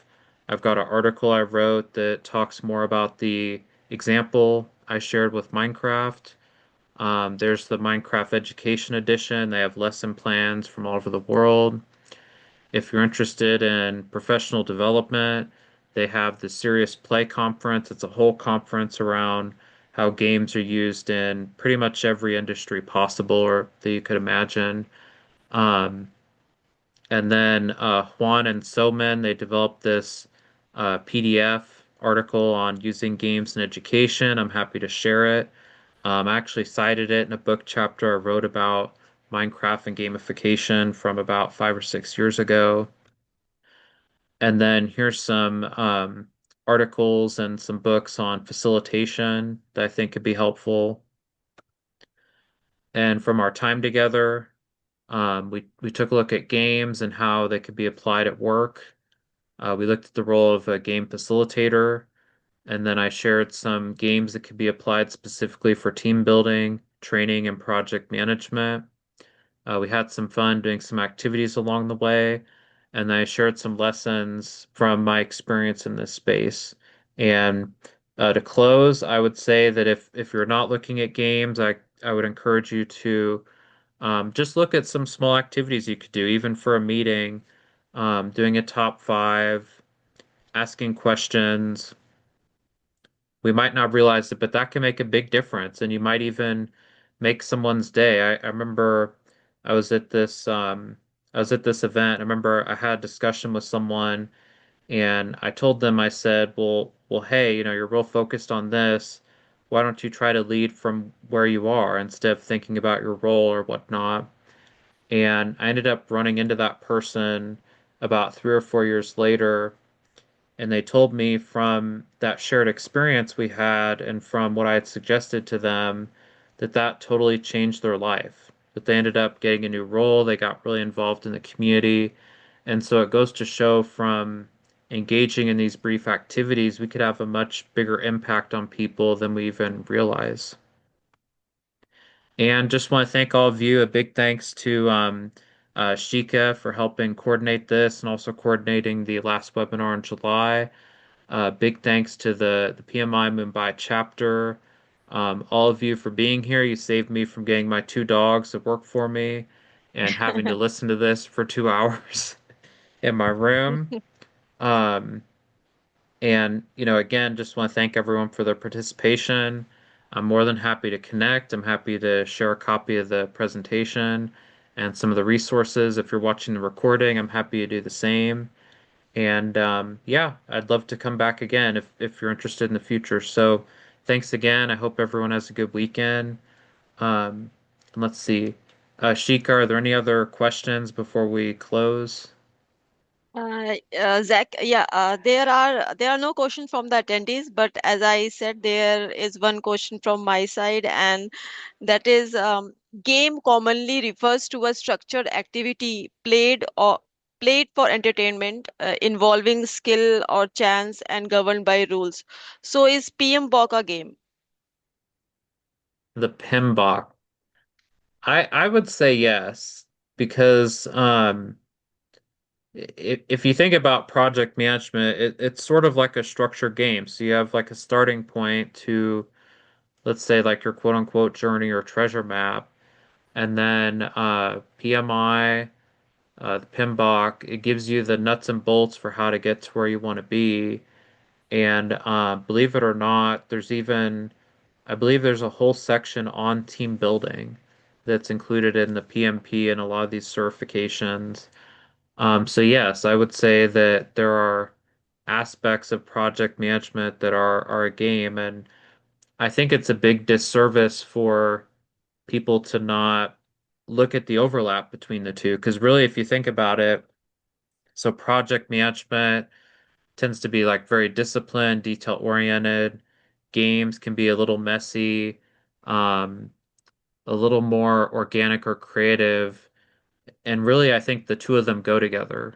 Because on our projects, you've got to have folks that are creative, can ask questions, can be engaged, but then we need that detail oriented or, that sense of direction. So I think combining the two really just enhances the overall delivery of the work being done. And who's not to say that you can't have fun? I mean, there's no rules I've seen in the PMBOK that don't say that you can't have fun while you're doing a project. Yeah, that is correct. Yes. So thank you for the answer, Zach, and thank you for this very interesting and informative session. This topic was really in a different perspective and dimension. As I told you, this is a very unique topic, gamification in the project management. So thank you so much for showing your interest to volunteer and present a session for different topics. And we are really happy to invite you in different in future sessions also. As I told you, I will be now outgoing, and a new VP will be coming. So I will definitely recommend your name to for in person or online event in the coming tenure from starting from April. So if you can unshare, I can share the certificate of appreciation, please. Oh, sure.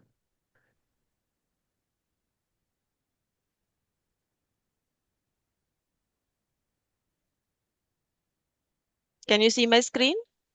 Oh, I can. Thank you. I appreciate that a lot. So please accept a certificate of appreciation from our end as a small token of thanks for accepting our invitation to present today's PM Forum session, and looking forward to invite you for presenting other interesting topics. For the attendees who has joined, feedback form link is posted in the chat box. So please give your feedback, and please note down two PDUs will get credited automatically in your account for attending to today's session within couple of days, and PDU code is already shared, and it will just please note this will be activated within 24 hours or 48 hours. So just be patient. And one more thing, recording of this session will be uploaded at our YouTube channel PMI Mumbai chapter, so you can access the recording, the people who have missed out, because there was a bit late posting of this flyer and this event details. So sorry for that. So thank you once again, Zach, for your wonderful session, and thank you to all the attendees who joined this session. Meet you in next session. Bye bye. All right. Thanks, everyone. Hope you have a good weekend. I Thank you. appreciate it. Thank Thanks. you, Bye bye. Shika and everyone. Thanks. Bye bye. Bye.